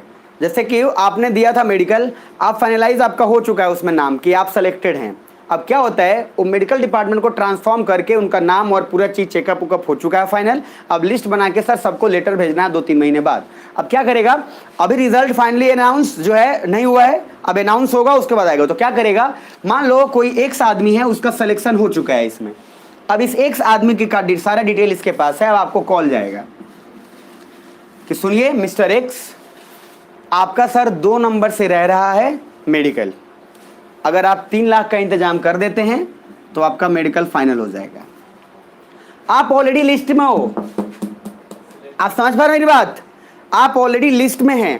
और ये किसके थ्रू बोला जाता है, वही जो होते हैं ब्रोकर, जो आपके घर तक पहुंचे हुए हैं, जो आपके गांव के चाचा मामा नाना ताऊ फलना डिंगाना, समझ में आ रहा है, वही लोग हैं सर जो चालबाज तरीके से, इनका लिंक उनसे, इन्होंने ये दिया, पैसा शेयर है और आराम से इनको दिया। अब जो डरे हुए हैं, क्योंकि सर डर का ही गेम है, यहाँ इनसिक्योरिटी है, सबको पता ही नहीं, कहीं नहीं हुआ तो अपने में भरोसा नहीं है किसी को, सब जीरो, तो भरोसा नहीं है, उसी भरोसे का काम हो जाता है। अब आपने दे दिया उनको पैसा 3 लाख 4 लाख, जैसे ही आपने पैसा दिया 3 लाख 4 लाख, सुना ध्यान से, अब पैसा दिया 3 लाख 4 लाख, बस हो गया काम उसका।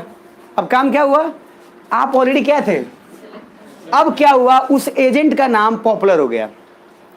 मतलब अगर उसने 100 लोगों में से पैसा लिया था तो किसी एक का सिलेक्शन हो गया, अब वो पूरा पॉपुलर हो गया, पता है, और सब आम आदमी को पता है, वो फलना जौन बानू ओकरा के पैसा दो, पक्का करा दी वो। और इस तरह से एजेंट का कारोबार, आप लोग में से मैक्सिमम लोग किसी ना किसी एक एजेंट के चक्कर में हमेशा, या तो आप नाम जानते हैं कि फलना सिंह जो है रिटायर्ड, ये करवा देगा, ये करवाया था फलना का, अच्छा वो फलना कौन है, चिलना कौन है, उसको कोई आइडिया नहीं है, वो सिलेक्शन पहले से लेकर रखा हुआ था। और सर इसी गेम पे बिजनेस चलता है, सेम एसआई का कॉन्सेप्ट। जैसे एसआई के एग्जाम में होना, देखना खूब फोन आएगा आपके पास, खूब आंसर की आएगा आपके पास, पता नहीं कहां कहां से आंसर की आपके मोबाइल पे आना शुरू हो जाएगा, फोन आ जाएगा, 20 लाख दीजिए सर, तीनों निकाल देंगे। सर एक ही घर से 3 बच्चा निकल गया 25 लाख में। अब एक घर से 3 बच्चा निकल गया, कैसे निकला सर, कोई दिक्कत नहीं है सर, 25 लाख का गेम था, आप निकाल दिए। अब निकाले क्या, तीनों सेलेक्टेड था, घंटा आप निकाले, वो तीनों सेलेक्टेड था, तीनों टैलेंट था। भाई एक घर में 4 आईएएस ऑफिसर हैं, एक ऐसा घर है जिसमें सर 7 भाई बहन है, 7 आईएएस ऑफिसर है। अब सर निकल गया, एक एजेंट हुआ, अब आप लोग क्या पे, अब आप लोग का कोई दिक्कत नहीं है, अब सारे वो झांसे में आएंगे। अब सब क्या सोचेगा, पैसा दिले रहा तबे मर्दे भेड़ लग।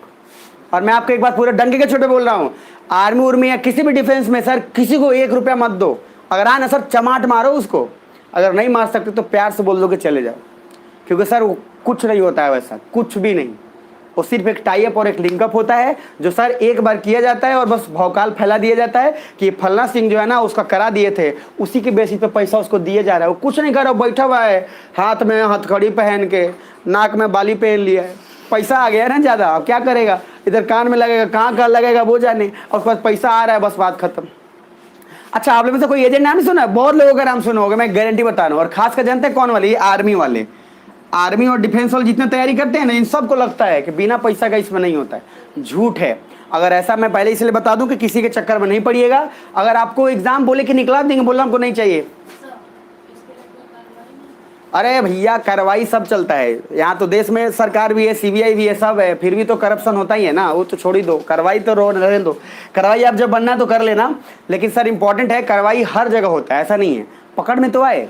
अब एजेंट है, एजेंट का वो क्या, कोई प्रूफ ही नहीं है, आप जाकर बोल रहे हम इसको पैसा देकर, कहाँ पैसा दिए थे, पैसा लेगा कैश आपसे, वो अकाउंट में भेज को देखो उसको, आ रहा समझ में, कहेगा गया तो चेक दे दीजिए या कैश ले लीजिए, अच्छा अकाउंट में भेजोगे, ऐसा अकाउंट है कि पता नहीं वो कहाँ का है, अमेरिका के अकाउंट में पैसा मंगवा लिया।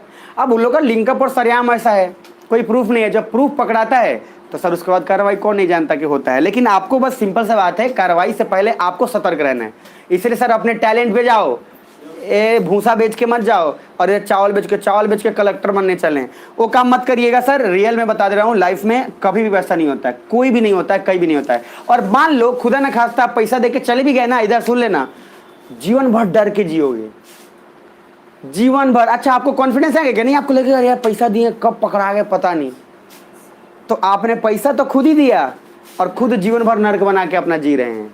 और अपने टैलेंट पे उधर ताल ठोक के बोलोगे हम छोड़ेंगे या हम काम करेंगे, और जब घूस दे के गए हो डर लगा रहेगा हमेशा, कोई आएगा कोई लतिया के जाएगा आपको, इसलिए क्योंकि सर पता है कि तुम क्या हो। समझ में आ रहा है? तो बेसिकली मेरा बोलना यह है कि सर कोई भी घूस उस पर मत बनिए कभी भी, चाहे किसी भी फील्ड में हो, किसी भी फील्ड में। क्रिकेट में भी पैसे मांगे जाते हैं बिहार में स्पेशली, तो उसके चक्कर में नहीं पड़िएगा। हाँ 30 लाख दीजिए खिलवा देंगे स्टेट लेवल, जैसे ही बोल दिया। और अपने आप से पूछो यार, धोनी को भी ऑफर था, सबको ऑफर था, अपने आप से पूछो कि एक ही बार खेल रहे हैं क्या। समझ में आ रहा है मेरी बात? नीचे आ जाओ। फॉर और अगेंस्ट के नीचे अगेंस्ट में है issues of local laws of state. पहली बात सर लोकल लेवल पे बहुत सारे ऐसे नियम कानून है जो बेकार है, ये दिमाग में रखना है। दूसरा पॉइंट है language issue, because people was not to argue in their local language. अब सर लैंग्वेज इशू इसलिए है क्योंकि पीपल जो है चाहते हैं कि लोकल लैंग्वेज में आर्ग्यू। अब कोर्ट में गए अब बोले सर हमरा जय हमरा पेट पे मार दिया, धम्मा सा उठ गया। अब सर अलग अलग हब किसी का अलग अलग, अभी धम्मा मतलब क्या है किसी को नहीं पता, उसके बाद में चलते तो धुआं होता है। अब ये जो है लोकल लैंग्वेज का एक बहुत बड़ा प्रॉब्लम है। आप देखेंगे तो सर डॉक्टर के पास गया, डॉक्टर के पास क्या है, डॉक्टर के पास बोला कि सर जी देखिए पेट में धम्मा से उठ रहा है, क्या बोल रहे हैं? अच्छा वो डॉक्टर कहीं और क्या है, वो डॉक्टर है हमारा साउथ इंडिया का, वो ये क्या बोला है धम्मा, उसको कुछ पता नहीं चल रहा है। अब सर उसके बाद क्या बोला है तो सर वो बोला सर जी पेट में धम्मा सा उठे है। अब धम्मा से उठे तो क्या भाई, अब इसको लगा धम्मा की जगह दम्मा है, अब दे दिया फुसफुस उसको। जा भाई अपना अपना अरे रियल स्टोरी है, हरियाणा में ऐसा हुआ है इसलिए बता रहा। अच्छा एक डॉक्टर के पास गया, वो अपना लेके गया बीमारी, उसको सर उसको गिटार बजा रहा है, डॉक्टर गिटार बजा रहा है, गिटार बजा के बोल रहा है अच्छा लगा, बोला हाँ, बोला ठीक है जाओ फीस बाहर दे। और सर वो अपना गिटार बजा लिया, गिटार बजा के बस दे दिया कि बस हम अच्छा बजाते हैं, जाओ बाहर, उसका दवाई लेके चले गए। वो बोला भाई इसका मेरे लाइफ से क्या कनेक्ट है? बोला गिटार का जो है उसमें बहुत अलग किस्म का वेव होता है, तुम ठीक हो जाओगे। अलग अलग लेवल के लोग हैं, इसी तरह ये झोला छाप डॉक्टर लोग हैं। बिहार में तो झोला छाप से परेशान है सर। बताओ सर धागा से सर ऑपरेशन कर दिया हरामखोर, समझ रहे हो आप? सर डॉक्टर वही फर्जी डिग्री वाले सब इधर से करो सर। ऐसा आदमी खोला हुआ है ना सर, इधर ऐसा आदमी खोला हुआ है डिग्री और कॉलेज के नाम पे, जो आदमी को सर खुद कख ठीक से नहीं आता है, वही सब कॉलेज खोला हुआ है। सर खोल के उसके बाद करवा दिया। अच्छा बाद में 5 साल बाद कह रहा है सरकार की डिग्री फर्जी कराएं। अच्छा 5 साल बाद पता चल रहा है डिग्री फर्जी है। उसके पहले कोई इधर बच्चा भी है, बच्चा सब भी कुछ आइडिया नहीं है ना, उसको मेडिकल करना है, सबको हड़बड़ाहट है, कुछ ना कुछ करना है, मेडिकल करना। अरे पता तो करो गवर्नमेंट का कितना लिस्ट है, रिकॉग्नाइज कहाँ है नहीं है। इतने सारे कॉलेज बिहार में फर्जी हैं सर, और बोला भी गया है ज़्यादा देर नहीं 2023 में, और मैंने बोला कि 2023 में पूरा पर्दाफाश हो जाएगा। देखना कितने बच्चे फिर उसके बाद जाएंगे, बहुत बच्चे जाएंगे गारंटी सर, आपको बता देते हैं। सब गलत सर जुड़ा हुआ है, किसी कहीं और से बोलता कहीं मध्य प्रदेश से है, कौन बोलेगा हमारा भोपाल से कनेक्टेड है, कौन बोलेगा सर हरियाणा से, कौन बोलेगा पंजाब। ये ऐसे जगह है जहाँ पे ऑलरेडी सारा कॉलेज ब्लैक लिस्टेड है। आपको नहीं पता हरियाणा में 2000 कॉलेज ऑलरेडी खत्म है, और यहाँ पे हरियाणा यूनिवर्सिटी से, कौन बोलेगा MDU यूनिवर्सिटी से, महर्षि दयानंद यूनिवर्सिटी, ऐसा समझ में लेके आएगा।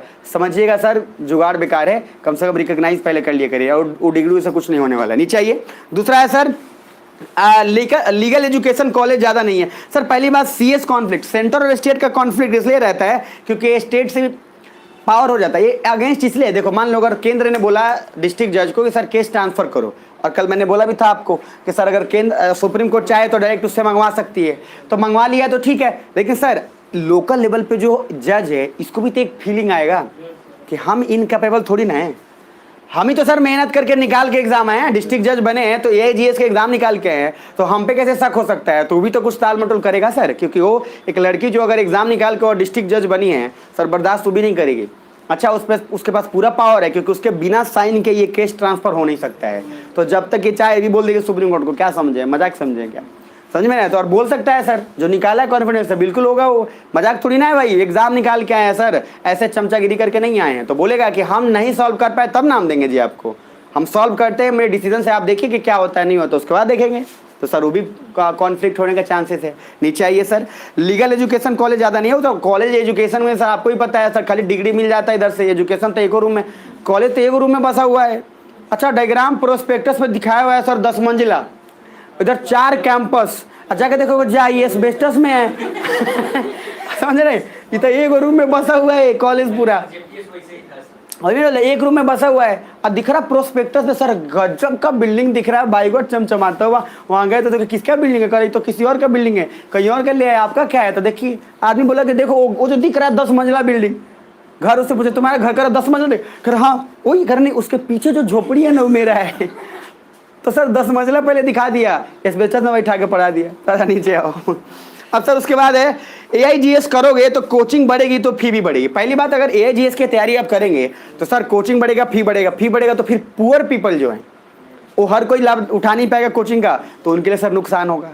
अब मैं जो कोचिंग पढ़ा रहा हूँ साइकोलॉजिकली मैं बोलूँ तो वो सर अच्छा बात नहीं है। साइकोलॉजिकली कोचिंग पढ़ाना सर ये एक नेगेटिव ओरिएंटेशन है। अब लोग सर छोड़ दीजिए सर, लेकिन प्रॉब्लम ये है कि अगर इसके बिना नहीं भी करेंगे तो एजुकेशन सिस्टम कुछ भला भी नहीं होने वाला है, समझ रहे हैं। लेकिन सर साइकोलॉजिकल इसमें कोई दिक्कत नहीं है, कोचिंग पढ़ाना ये नेगेटिव है इसलिए क्योंकि मैं उन सबको तो दे पा रहा हूँ लेकिन उन लोगों को तो नहीं दे पा रहा जो मेरे साथ पहुँच नहीं सकते और जो शायद अफोर्ड नहीं कर सकते, तो वो एक चीज़ नेगेटिव ओरिएंटेशन है। इसलिए सर इधर ओवर नहीं है, जिसको आना है आ जाओ, नीचे आ जाओ। IOJ से भी प्रॉब्लम है सर, इंडिपेंडेंट ऑफ जुडिशियरी से, तो जुडिशियरी इतना इंडिपेंडेंट है कि प्रॉब्लम है।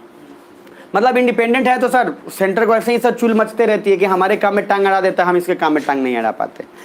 नेक्स्ट पेज पे नीचे देखिए क्या है कंक्लूजन, AIGS के आने से क्या वैकेंसी फुलफिल्ड हो जाएगा, क्योंकि 1000 वैकेंसी पर ईयर होता है, तो sir it is not clear.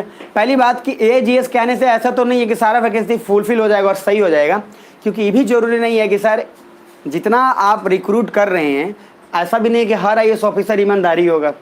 अरे जरूरी है क्या सर, अगर ऐसा रहता तो समझ रहे हैं हर घर से काहे 800 करोड़ 900 करोड़ निकलता, कोई कहीं और भागता कोई कहीं और भागता। लेकिन हाँ प्रोसेस से आप आ सकते हैं, बट प्रॉब्लम भी है कि आप दावा नहीं कर सकते कि AIGS के आने से सब ठीक ही हो जाएगा। जरा नीचे आइए। दूसरा, after selection in AIGS you can give training like IAS और IPS। सर AIGS में अगर आते हैं तो आप ट्रेनिंग IAS और IPS को देते हैं, और इनफैक्ट सर ट्रेनर जैसे आप जज, आप जैसे कोई SDM है तो उसको सर जो भी नॉलेज लेना पड़ता है, तो SDM क्या वो ट्रेनिंग में है तो DM के पास रहेगा, और जितना भी डिस्ट्रिक्ट जज है जो सिलेक्शन लेके आया है उस सब से वो प्रोटोकॉल्स रूल्स और सब सारा कुछ सीखेगा, क्योंकि IAS थोड़ी ना यहाँ से आपको सीख के गया लॉ और कानून, तो जितना जरूरी है लक्ष्मीकांत उतना दिया हमें। लॉ मैंने पहले बताया था UPSC का बीच वाला है फैक्चुअल, तो सर हमें बहुत ज़्यादा लॉ भी नहीं आता, हमें जानना भी नहीं है, वो सर आपको ट्रेनिंग में सीखना है। सब कुछ पहले सीख लोगे तो बाद में कथी करना है, बाद में थोड़ी ना कुछ करना। नीचे आइए। अब sir question 1, what is AIGS, why news, recommendation, conclusion, similarly on pendency. तो केस और AIGS क्या है, ऑल इंडिया जुडिशियल सर्विस, जिसका एग्जाम होता है जिसके कारण आप डिस्ट्रिक्ट जज बनते हैं, उसका सर फॉर और अगेंस्ट में पॉइंट देख लो। अगर जुडिशियल आता है एग्जाम होके आता है तो पहली बात ट्रांसपेरेंसी ज़्यादा बढ़ेगा, दूसरी बात सर ट्रांसपेरेंसी के बाद लीगल टैलेंट जो है वही ऊपर से आए, भाई जो लीगल टैलेंट है वही एग्जाम निकाल के आएगा, घुसखोर नहीं आ पाएंगे इधर कि सर चमचा करके आएगा डिस्ट्रिक्ट जज बन गए। तो अलग अलग इसके बहुत सारे फायदे और उसके नुकसान है। पेज नंबर 240 पे आइएगा, और थोड़ा यहाँ से नया टॉपिक है ट्राइब्यूनल, इसको देख लीजिए। और भी छोटे छोटे बॉडीज जो भी हैं वो आज खत्म करेंगे इसी में, बस दिमाग में रखिएगा। पहला है ट्राइब्यूनल 323A 323B, तो ट्राइब्यूनल से रिलेटेड है 323A 323B। सर उसमें ट्राइब्यूनल में मैंने पहले बोला था ट्राइब्यूनल क्या होता है, क्वाजाई जुडिशियल। क्वाजाई जुडिशियल मतलब क्या, कोर्ट में आपको जाने से पहले ही बाहर जो आप प्रॉब्लम सॉल्व कर लें। तो मैंने क्या बोला था कि आपको कोर्ट में जाना ना पड़े और ना ही कोई ऐसा लोकल अथॉरिटी हो, बीच का ट्राइब्यूनल है। और मैंने बोला था ट्राइब्यूनल का पावर ऑलमोस्ट सुप्रीम कोर्ट के जज के बराबर होता है। वहाँ आप देखो एक लाइन बनाया होगा, ध्यान से देख लो। पहला है कोर्ट, जहाँ प्रॉपर जज मिलेंगे आपको। राइट साइड में ADR है अल्टरनेट डिस्प्यूट रिजोल्यूशन, मतलब कोर्ट से बाहर रिटायर्ड जज और एक्सपर्ट्स उसमें रहते हैं। ADR क्यों किए कि अल्टरनेट डिस्प्यूट रिजोल्यूशन में कि सर आपको ना कोर्ट जाना पड़े ना ही ट्राइब्यूनल ही जाना पड़े, आपका काम बाहर का बाहर सेटल डाउन हो जाए। सुन रहे हो? तो हम अभी बीच वाला पढ़ रहे हैं ट्राइब्यूनल, मतलब आप एक तरीके से ना तो कंप्लीट कोर्ट हैं ना कंप्लीट बाहर हैं, आप बीच वाले हैं। तो मैंने बोला था क्वाजाई, तो क्वाजाई मतलब ना तो कंप्लीट जुडिशियल ना ही कंप्लीट बाहर, बीच का रास्ता, मध्यम रास्ता। सुन पा रहे? अब उसमें दोनों चीज होगा, जज भी होगा और एक्सपर्ट भी होगा। और कल ही तो मैंने आपको बताया था कि सर ट्राइब्यूनल में जो लोग बैठे हैं उससे इंपॉर्टेंट जो लोग कोर्ट में बैठे हैं, तो जज को सब कुछ थोड़ी ना पता है। जज को ये थोड़ी ना पता है कि सर स्पेशल के लिए या सोसाइटी या इन्वायरमेंट का क्या है, हर कुछ उसको पता नहीं है। तो हम ट्राइब्यूनल बना दिए कि सर उसमें एक्सपर्ट भी रहेंगे। कौन एक्सपर्ट? आप ही लोग रहेंगे जो परमानेंट ब्यूरोक्रेट्स हैं। मतलब जज रहेगा प्लस उसमें आप रहेंगे, ताकि हर चीज पे आप राय दे सकते हैं। लोक शिकायत भी अलग है, लोक अदालत अलग है। नीचे आइए, मैंने देखो ट्राइब्यूनल में वहां क्या लिखा है, जुडिशियल प्लस पीई। पीई क्या है? Permanent executive both. नीचे लिखा है लेटरल और स्पेशलाइजेशन ऑफ जुडिशियरी। सर मैंने दो चीज बोला। नॉर्मली ट्राइब्यूनल का सिंपल मीनिंग है कि ना तो कंप्लीट वो जज वाला है और ना ही कंप्लीट वो बाहर है, बीच का रास्ता है जहां पे जज भी हैं प्लस एक्सपर्ट्स भी बैठे हैं जिनको स्पेशल नॉलेज है किसी सब्जेक्ट का। सुन रहे हो? जोर से बोलना। अब जरा नीचे आओ, वाटर ट्राइब्यूनल में पहला आंसर देखो क्या लिखा है, क्वाजाई जुडिशियल। दिख रहा है पेज 238। तो quasi judicial body which solve a specific dispute. तो एक ऐसा बॉडी है जो ना तो कंप्लीट जज वाला है ना ही कंप्लीट बाहर है, बस ये सॉल्व करता है ऐसे स्पेशल चीज़ों को। मैंने बोला जैसे मान लो सर बहुत सारे मतभेद ऐसे होते हैं, जो मान लो आईएएस ऑफिसर हो आप आईएएस हो, आपको अपने सैलरी से प्रॉब्लम आ गया, आपको अपने डिपार्टमेंट सिस्टम से प्रॉब्लम आ गया, तो आप डायरेक्ट कोर्ट जाने से पहले जाओगे कहाँ? आप जाओगे ट्राइब्यूनल में। ट्राइब्यूनल में जाओगे, ट्राइब्यूनल में अपना बात रखोगे, ट्राइब्यूनल में वहाँ पे क्यों? क्योंकि सर आपके सीनियर ऑफिसर्स हैं, एक्सपर्ट्स बैठे हुए हैं। कोर्ट में जाओगे तो आपको सर जजमेंट मिलेगा ना, लेकिन ट्राइब्यूनल में क्या है सर? जजमेंट है, जजमेंट प्लस क्या है? एक्सपर्ट्स है, तो आपके बातों को सुना भी जाएगा, समझा भी जाएगा। तो ज्यादातर केसेस कोर्ट में जाने से पहले ट्राइब्यूनल्स में खत्म भी कर दिए जाते हैं। नीचे आइए, पहला बात तो why need of tribunals. Question उठता है कि ट्राइब्यूनल का जरूरत पड़ा ही क्यों? आप आइडिया खुद से लगा सकते हो। क्यों सर? क्योंकि कोर्ट में इतना सारा ऑलरेडी पेंडिंग केस, बताया था 88%, 64% तो सर एक साल से ज्यादा का पेंडिंग है। 88% तो केस ही कभी सर सॉल्व होगा कि नहीं होगा भगवान मालिक है। अरे सुन रहे नहीं सुन रहे हो? सोलो सोलो एकदम सोलो, बढ़िया मौसम में चादर उधर लगा के सोलो। पहला है टू रिड्यूस पेंडेंसी। फर्स्ट क्या है कि सर पेंडेंसी जो केस है, जो पेंडेंस केस है, जो अभी हुआ नहीं है पेंडिंग केसेस, एक तो पहली बात तो खत्म हो जाएगा, क्योंकि सर ट्राइब्यूनल्स में जा सकते हैं, वहाँ जल्दी जल्दी होगा। अच्छा कल मैंने आपको बोला था स्पीड फास्ट ट्रैक भी बोला था कोर्ट, जिसमें सर केस देने देर खत्म किया जाएगा। अच्छा दूसरा point, we want that decision should be speedy. हम चाहते हैं कि न्याय जल्दी हो। डिसीजन क्या होना चाहिए सर? जल्दी हो। मरने के बाद डिसीजन के क्या ही होगा? मरने के बाद पद्म भूषण मिल रहा है, ठीक है, मिल गया, ठीक है। मरने से पहले कुछ नहीं मिला, मरने से पहले सर जामुन खा के मर गए। Third point, we need a specialist because जजेज को सब कुछ थोड़ी ना पता है। सर हमको स्पेशलिस्ट चाहिए ना, क्योंकि जज को हर कुछ, जज है सर वो डिसीजन दे सकता है, लॉ का नॉलेज है। ऐसा थोड़ी उसको नॉलेज सर बायोटेक्नोलॉजी का हो जाएगा, ऐसा तो उसको knowledge sir science and technology का हो जाएगा। ये जरूरी नहीं है, उसके लिए एक्सपर्ट्स है, तो अच्छी चीज़ है कि वो बातों को समझेगा। अब मान लो केस आ गया नम्बी नारायण का, तो नम्बी नारायण का केस है सर रॉकेट साइंस है। अब जज को घंटा पता है कि रॉकेट साइंस क्या है, उसको बस इतना पता रॉकेट है, ठीक है, उड़ गया, ठीक है। बट जो एक्सपर्ट्स को पता होगा उसको थोड़ी ना पता होगा। तो बेसिकली वहाँ पे सर एक्सपर्ट्स है, तो ज़्यादा जल्दी सॉल्व समझ पाएगा। नीचे आइए, fourth point, added in 42nd amendment. यही क्वेश्चन पूछा था कि ट्राइब्यूनल्स कौन से संशोधन में ऐड हुआ था? 42nd। और 42nd कब? 1976, वही मिनी कॉन्स्टिट्यूशन जिसको बार बोलते हैं, छोटा संविधान। नीचे आइए, तो 323A and 323B that is P का लाना भी नॉटी है, बिकॉज कहीं ना कहीं P works on direction of E.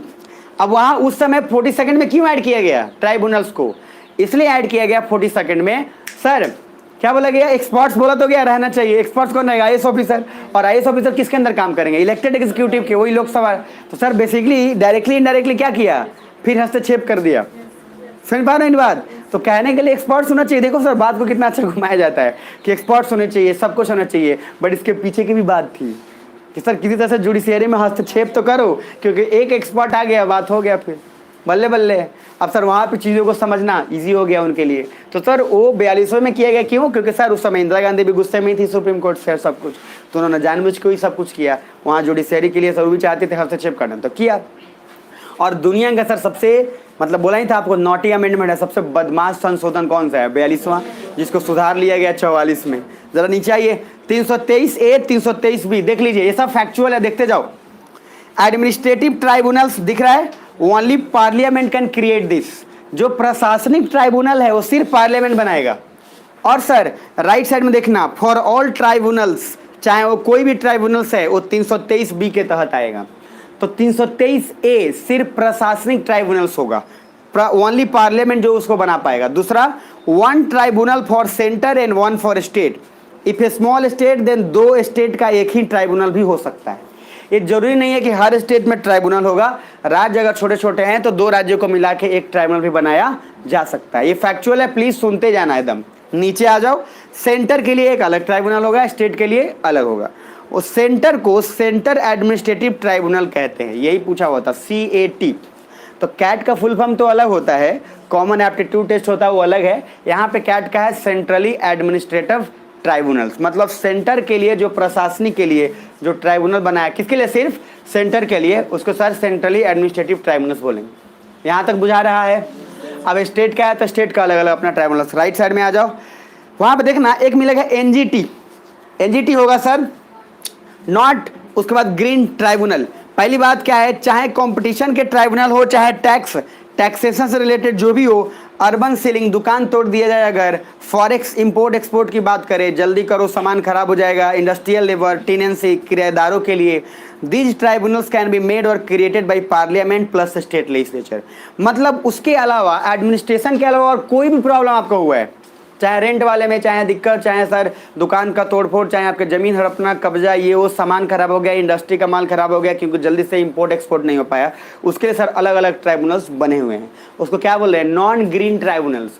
Non green tribunal समझ रहे हो सर? अभी दिमाग में बस इतना रखना, ग्रीन ट्राइब्यूनल्स मतलब क्या होता है और नॉन ग्रीन मतलब क्या होता है। ग्रीन मतलब वो जिससे रिलेटेड, जैसे बोलते हैं ना वेजिटेरियन है, शाकाहारी है, ऐसा समझो, वैसा चीज जिसको नेचुरली आप डील कर रहे हो। और नॉन ग्रीन में क्या है सर? जो नेचुरली नहीं है उसका, जैसे इंडस्ट्री है आपने लगाया है, उसके वजह से आपका केमिकल, आपका इंडस्ट्री खराब हो गया, आपका सामान खराब हो गया, उसके लिए सर आप NGT ट्राइब्यूनल्स में जाएंगे। बाकी सर ग्रीन ट्राइब्यूनल्स के लिए अलग अलग प्रोसेस है, अलग अलग चीज़ है, फूड से रिलेटेड हो चाहे अलग अलग चीज़ है। तो पहले 2 चीज़ याद रखना, एक ट्राइब्यूनल सेंटर में हो, सुन लो इधर सभी, अरे सुस्त हो गया है सब, सावन है, ठीक है उठो उठो जागो प्यारे। इधर देखो, पहले मैंने बोला है ट्राइब्यूनल का मीनिंग क्या है, पहले ये बताओ क्या है? जो ना सर कंप्लीट कोर्ट है ना, क्वाजाई जुडिशियल बॉडी है, मतलब ना कंप्लीट कोर्ट में ना कंप्लीट बाहर, बीच का रास्ता है जहाँ पे जुडिशियल भी होंगे प्लस परमानेंट आपके एग्जीक्यूटिव होंगे, P जिसमें आपके स्पॉट होंगे। मैंने बोला 323 A 323 B। 323 A में क्या होगा? कुछ नहीं सर, सिर्फ एडमिनिस्ट्रेटिव ट्राइब्यूनल बनेगा, उसके अलावा जितना सारा कुछ है 323 B के तहत बनाया गया है। ट्राइब्यूनल 2-3 हो सकते हैं, सेंटर में भी स्टेट में भी। ये जरूरी नहीं है कि सर ये हर स्टेट में हो, 2-3 स्टेट को भी मिला के एक ट्राइब्यूनल हो सकता है, कोई तकलीफ नहीं है। नीचे आइए और यहाँ से समझिए एडवांटेज और डिसएडवांटेज। यार ये फायदा नुकसान तो खुद ही सोच लो, आप खुद सकते हो आराम से। पहला फ्लेक्सिबिलिटी, पहली बात है कि काम जो है जल्दी हो जाएगा सर, ट्राइब्यूनल्स रहेगा तो फ्लेक्सिबिलिटी भी रहेगा, अलग अलग जगहों पे जाने की जरूरत भी नहीं पड़ेगी। दूसरा चीपर, सस्ता।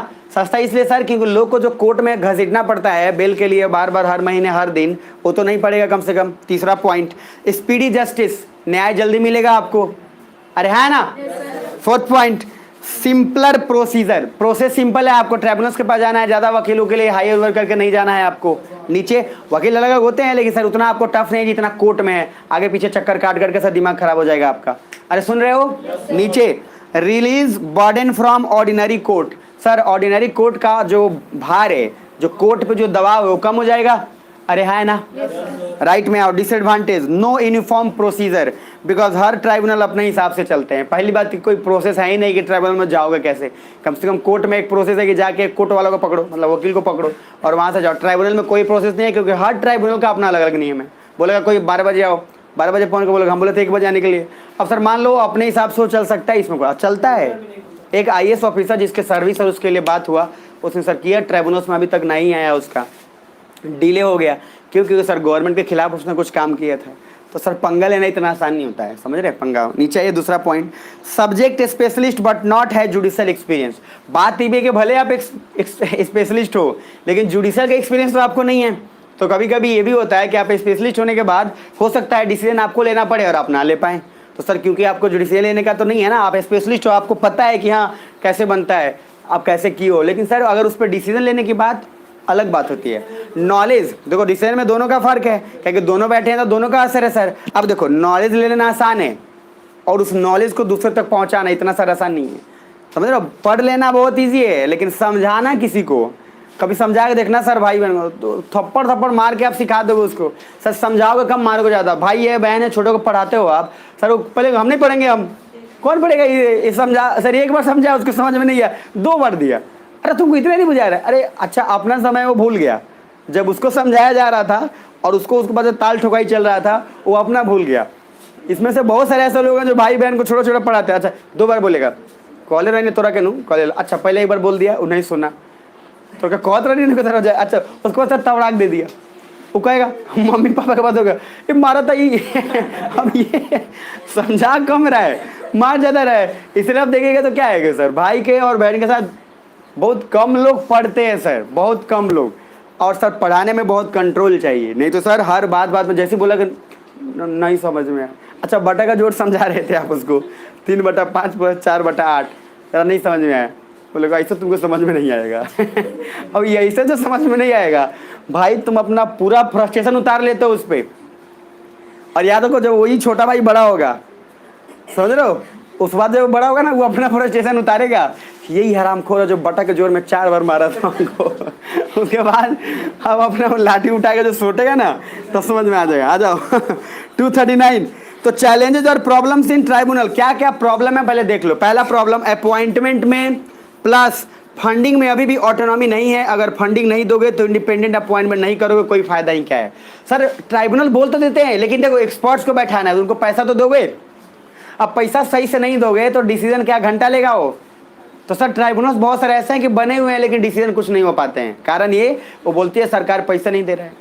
जैसे आप इधर चले जाइए सरकारी स्कूल में, आप जाएंगे बोलेंगे मैडम आप पढ़ाते नहीं करो, पर पैसा सरकार देवे नहीं करता, हम पढ़ाएं क्या। आप बोले भाई बताओ तो बिना पैसे का चल रहा है आपका, बोलेगा कम देता है। तो भाई कम देता है तो जितना चाहिए उतना आप डिमांड करते हैं। लगता सर से क्या बोला था अरविंद केजरीवाल ने, क्या किया, कुछ नहीं किया, फी बढ़ा दिया, रिस्पॉन्सिबिलिटी बढ़ गई, सिस्टम दुरुस्त हो गया, तो कुछ नहीं करना है, बस वही काम करना है।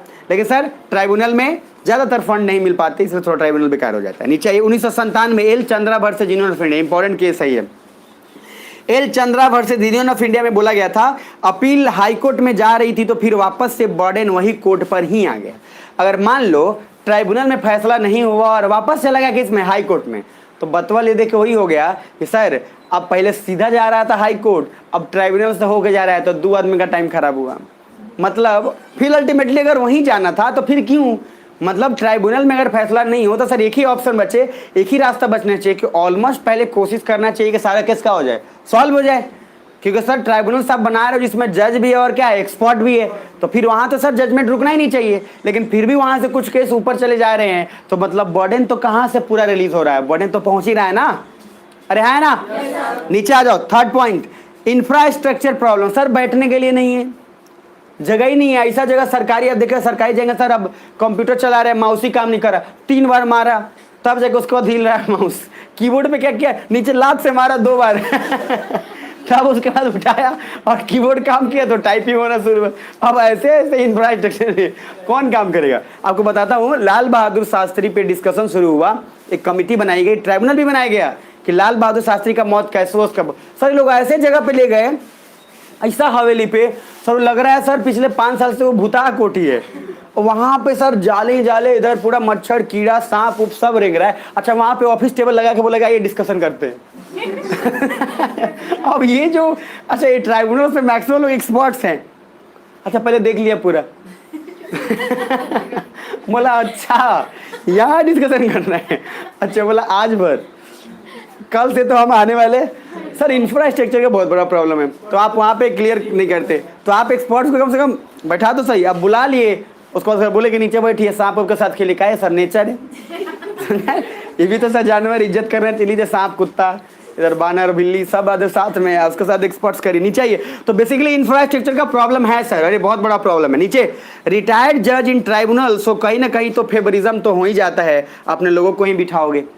अब रिटायर्ड जज सर अगर उसमें बैठा हो ट्राइब्यूनल को भी, तो कहीं ना कहीं थोड़ा सा फेवरेटिज्म तो हो ही जाएगा, कुछ ना कुछ तो आप सर देखो ना चाहते हुए भी इधर इधर, अगर टीचर का बेटा उसी के स्कूल में पढ़ रहा है चाहे बेटी, तो ना चाहते हुए भी पास तो हो ही जाएगा वो हरामखोर। अरे है ना सर, पूरा साल फेल था, सुनना पूरा साल फेल हो रहा था, जब एनुअल एग्जाम हुआ पास। भाई पता नहीं कौन सा जड़ी बूटी खा लिया, अच्छा बाद में पता चला कि इसकी माँ तो हिंदी पढ़ाती है। समझ में मेरी बात, मतलब सर फेवरेटिज्म तो हो ही जाता है ना चाहते हुए भी। अच्छा कुछ लोग बोलते भी है क्या हो गया, कुछ फायदा तो होना ही चाहिए, बाप पढ़ा रहे थे, और बाप पढ़ा रहा है तो क्या फायदा होना चाहिए, और किसी का नुकसान करो तो इसको पास करा दो, बाद में पता चलेगा। क्या कि बेटा को लगेगा आप हमको तो पास करा दिए, हमको लग रहा था हम अपने टैलेंट से पास कर रहे थे। 11th में आया तो औकात पता चल गया हमको, हमारा नंबर है 0, तब हमको पता आई दादा ये तो हमको पापा पास करा रहे थे। उसके बाद पता चलता है कि पापा आप घुस दो, दुकान खोलो पान का, बर्तन बजेंगे और कब तक लगाएंगे। हाँ तो यही तो होता है, आप पास करा देते हो। सरकारी स्कूल में क्या नियम आ गया अब कि अब किसी को फेल नहीं कराना है, और किसी को पता हो तो फेल नहीं कराना है, पास करा दीजिए उसको। अब 5-6 तक का पास करा दिए, अब उसके बाद सर पास करा के आगे बढ़ा दिए, एग्जाम का कोई बर्डन नहीं, ठीक है। लेकिन सर जब जाएगा तो कम से कम पढ़ भी तो लो। अब टीचर सोचता है कि 5 तक तो पास कर देना, तो पढ़ाए कौन भाई? टीचर इसलिए ही पढ़ा रहा था कि एग्जाम में कुछ कर पाए, और आपने एग्जाम हटा दिया, अब पढ़ा भी नहीं रहे टीचर। अब लो भैया, पहले से गोबर था अब और गोबर गणेश हो गया है। तो बेसिकली पढ़ाइएगा सर, जो लोग टीचर उचर हैं अगर, तो कोशिश करिएगा और ईमानदारी से कम पढ़ाइएगा सर। किसी को भी मैं बता रहा हूँ बहुत बड़ा जिम्मेदारी है, मतलब बोला ना 5 लोग 10 लोग प्रणाम पाती कर लिए, टीचर सब नहीं होता है सर। टीचर सिंपल है सर, अपने आप को अपने से पहले बच्चों को रखे, ये हमेशा माइंड में रखिएगा। नहीं तो सर आपका कभी इसलिए बोला जाता है गाँव में कि सर शिक्षक का बेटा बेटी नहीं सुधरता है। ज़्यादातर आप सुनोगे कि टीचर और मास्टर का जो बेटा है, बेटी पे कम बोलते हैं, बेटा पे ज़्यादा बोलते हैं कि मास्टरवा का बेटा सब ना सुधरेला। अब ये जो बोलते हैं ना स्टेटमेंट, ये सही भी है, मैं आपको बता दूं। लेकिन सर दूसरा पहलू भी है, मास्टर का बेटा और बेटी इतिहास भी रचता है। काहे कि इस दुनिया में जितने बड़े बड़े लोग हैं सर, उसका पापा मास्टर लेकिन ईमानदार था सर। ये एक बहुत बड़ा लॉजिक है, चाहे सचिन तेंदुलकर के पापा मम्मी हो, चाहे दुनिया में जितने, जैसे आप जितने भी टीचर आप देखेंगे जो आईएएस बनते हैं सर, ईमानदार होते हैं, तभी उनका बेटा बेटी आगे बढ़ता है। नहीं तो जो चापलूस है ना सर, मैं सच्ची बता रहा हूँ, लग जाता है बच्चों तक, वो सर बेकार हो जाएगा, कुछ ना कुछ बेकार हो जाएगा। नीचे आइए, खैर आप बनिएगा तो मत करिएगा सर, मैं सच्ची बता रहा हूँ दिल से, कभी नहीं सर, मैं बता रहा हूँ, मतलब मैं बोलता हूँ अंदर से आने लगता है वाइब्रेशन, कभी नहीं सर। बच्चों को तो बिल्कुल बर्बाद मत करो। अगर आप उससे 1000 भी रुपये ले रहे हो सर, पूरा दो, एकदम टाइम, प्रॉपर टाइम दो। अपने आप को अंदर, रात में नींद कैसे आ जाता है इन हरामखोरों को, पता नहीं मुझे यार, समझ में नहीं आता है। बिना पढ़ाए नींद आ जाता है कैसे? करप्शन वाले लोग हैं, इसको नींद कैसे आ जाता है समझ में नहीं आता सर। लेकिन बाद में पता चलता है जब बेटा बेटी के साथ खराब होता है ना, देख लेना किसी टीचर का बेटा का आँख खराब हो गया, किसी का मुंह खराब हो गया, किसी का सर पढ़ ही नहीं पाया, फेल हो गया, गुंडा बन गया। क्यों सर? आपके कर्म है सर, जो आप तक नहीं बच्चों तक पहुंच रहे हैं, तो थोड़ा सा सुधार लीजिएगा। नीचे आइए। अब सर उसके बाद आप लोग भी इसमें ही आप दिमाग में रखिएगा कि सर वो मतलब आगे फ्यूचर में चल के कम से कम वो काम नहीं किया करिएगा। सॉल्यूशन क्या है? सॉल्यूशन है नेशनल ट्राइब्यूनल कमीशन होने चाहिए फॉर अपॉइंटमेंट और removal and transfer of tribunal member, dedicated body. पहली बात, आप एक डेडिकेटेड बॉडी बनाओ। आप ट्राइब्यूनल बना दियो, जानते हो क्यों बना दियो? इसलिए बना दियो कि ट्राइब्यूनल बना दिए, चलो ठीक है, और बस आराम से एक काम कर दो। होता नहीं है फॉर्मेलिटीज के लिए कि बना दियो, अब आना तो आना, नहीं तो जाना, बस हो गया। एक डेडिकेटेड बॉडी बनाओ सर, जैसे कि सर प्रॉपर कोर्ट में वो काम हो। ऐसा नहीं कि बस बना के छोड़ दिए, हाँ जैसे पेपर पे बना हुआ तो है, जाइए वहाँ पे पानी मिल रहा है, नल जल वाला गए, नल में पानी नहीं है, नल में ना जल है ना टंकी है, टंकी कोई और ले गया। ये जो सर है कि नल जल पास करा दिया और गाँव तक पहुँच गया, पानी भी तो होना चाहिए था, पानी नहीं है, क्या है तो लाइन नहीं है। अब बताओ पहले तो नल जल शुरू काय किए भाई? अब जरा नीचे आइए। शहर में भी नल जल चलता है, हाँ वही वाला बात, उसके बोले ना, चलता है ना बस। तो define procedure and code of conduct. सबसे बड़ा ट्राइब्यूनल जो है वो इनकम टैक्स ट्राइब्यूनल है, यही क्वेश्चन पूछा हुआ है, ये समझ में आना। सबसे बड़ा ट्राइब्यूनल कौन सा है? Income tax tribunal. तो इनकम टैक्स से संबंधित कुछ भी हो रहा है ट्राइब्यूनल में, उसका मामला सुलझा लिया जाएगा। क्या ये टैक्स कभी भी डिस्ट्रिक्ट लेवल पे होगा भी नहीं, वो हमेशा स्टेट लेवल पे ही होगा। और इनकम टैक्स ट्राइब्यूनल दिमाग में रखिएगा सर, बड़ा है और कारण भी है क्योंकि सर सारा गेम तो टैक्सी का है। सरकार टैक्सी पे चल रही है, हम टैक्सी दे रहे हैं, हम टैक्सी के लिए सब कुछ कर ही रहे हैं। बस आ जाओ लास्ट। अरे सुन लो, थोड़ा देर एनर्जी लगा लो, सुस्त हो गया सब, अभी तो 8 भी नहीं बजा यार, नहीं बजाया ना। चलो तीसरा पॉइंट आ जाओ, एडीआर, अल्टरनेट डिस्प्यूट रिजोल्यूशन, मतलब कोर्ट से बाहर समझाने का मामला। मतलब सर अब आप कोर्ट में नहीं ना ट्राइब्यूनल में, कहाँ बाहर सुलझा रहे हैं मामला। सुन पा रहे हैं मेरी बात? तो सर वही वाला लोक अदालत, सुन पा रहे हैं? अब जरा नीचे ये first point, in simple language conflict management outside the court. Court से बाहर जितना आप सुलझा लें बिल्कुल उसको बस काम कर लीजिए। ADR is a conflict management alternative. नीचे ये फॉर्म्स ऑफ एडीआर, मतलब सर बाहरी समझौता जो हो जाता है ना कि कोर्ट में जाने की जरूरत ना पड़े। क्या क्या पॉइंट है? फर्स्ट पॉइंट मतलब क्या क्या टाइप हो सकते हैं। पहला है आर्बिट्रेशन। आर्बिट्रेशन सिंपल, अभी आप समझिएगा, अभी इसको प्रॉपर डिस्कशन करेंगे। दूसरा पॉइंट है कॉन्सिलिएशन। तीसरा पॉइंट है मीडिएशन, नेगोशिएशन और लोक अदालत। तो हमारे लिए इन सब में सबसे ज़्यादा इंपॉर्टेंट लोक अदालत है। क्योंकि लोक अदालत से यहाँ क्वेश्चन पूछ जाते हैं। बाकी इन सब प्रोसेस को थोड़ा थोड़ा देख लेंगे, काम अपना बन जाएगा। तो पहले आते हैं सर सीधा लोक अदालत पे पहले, क्या कि वो सब एक एक टर्म है जो कॉन्सिलेशन वाला, वो इजीली समझ में आ जाएगा। पहले लोक अदालत पे आ जाइए एक बार, आ गए? पेज नंबर 240 पे आना, 240, वहां लोक अदालत लिखा है, प्री प्लस मेंस दोनों का टॉपिक। अरे देख लो, थोड़ा सा और बचा है, मुझे पता है सब आप लोग खा पी के आए हो और चेहरा बता रहे हैं, चेहरा पे 12 बज रहा है, ठीक है, टाइम भी अभी 12 बजने वाला है, पता है ना? तो आ जाओ नीचे आ जाओ। चलो, लोक अदालत का फीचर आप खुद से जान सकते हो, ये बेसिक चीज़ है, मैं फिर भी इसको एक बार दिमाग में डाल देता हूँ ताकि आसान हो जाए। पहला क्या है, पहला देख लो सर, किसके बेसिस पे है? गांधी जी। एक और उसके नीचे एक टर्म होगा, वो भी देख लेना, in legal services authority act 1987 से आया है लोक अदालत, ये इंपॉर्टेंट है। तो legal services act authority act 1987, उसके तहत आया है कौन सा? लोक अदालत। फीचर्स क्या क्या है? पहला, Lok Adalat proceedings is equivalent to judicial proceedings. पहली बात, लोक अदालत में जो भी फैसला होता है सर, वो जुडिशियल प्रोसीडिंग्स के तहत होता है और उसी बेसिस पे फैसला होगा कि उसके बाहर आप ऊपर कोर्ट में अपील नहीं करेंगे, तभी लोक अदालत में। ऐसा नहीं कि सर यहाँ भी फैसला होगा सोचकर अब हम कोर्ट में, हाई कोर्ट में जाएंगे, सर पकड़ के मारेगा बहुत मार। दूसरा पॉइंट, एवार्ड प्रोसीडिंग्स मतलब प्रोसेस में, मतलब आगे जाना, मतलब जो जिस तरीके से गाइडलाइन बोले ना, हाँ प्रोसेस में कोई चीज़, तो सर जुडिशियल जितना दमखम रखता है उतना ही लोक अदालत है। और कमाल की बात है कि लोक अदालत से अगर आप चाहते हैं कि ऊपर अपील करें, पहले ही खारिज हो जाएगा, पहले ही खारिज हो जाएगा। इसके पीछे कारण है केस का मुद्दा क्या। अरे जब मतलब आप खाली मारपीट वाला मुद्दा है तो आप करोगे, हर केस थोड़ी ना फाइल हो जाता है यार। अब तो सर मेरा चप्पल चुरा लिया, अरे चप्पल चुरा लिया भाई, उधर जाके ढूंढो, इधर कहाँ आ रहे हो फालतू में। अच्छा मोबाइल चुरा लिया तो मोबाइल का प्रॉब्लम नहीं है सर, सिम का प्रॉब्लम है, क्योंकि उस सिम को गलत इस्तेमाल कोई कर सकता है, तो केस उसलिए किया जाता है। मोबाइल के लिए तो पुलिस इतना खाली बैठेगा, ऐसे इतना टाइम नहीं है, जाओगे तो भाग ऐसे, इसलिए सर इसलिए टाइम नहीं है, क्योंकि सर यहाँ तो बुलेट जिसका खो गया है उसका नहीं मिल रहा है, तो वो मोबाइल का पड़ा हुआ है। हाँ सिम का FIR लिखवा दो कि कोई तुम्हारे नाम पे अगर केस उस करे या रंगदारी मांग ले, तो कम से कम तुमको पता हो कि हाँ तुम यहाँ पे FIR करवाए थे, का करवा दिया जाता है, ताकि वो अच्छी भी बात भी कि आप बचे रहे। नहीं तो पता चला आपके फ़ोन से, आपके सिम से मांग लेता है सब पैसा यार, बढ़िया पैसा मांग लेता है, उसके बाद बस फंसेगा कौन? तो सिम वाला।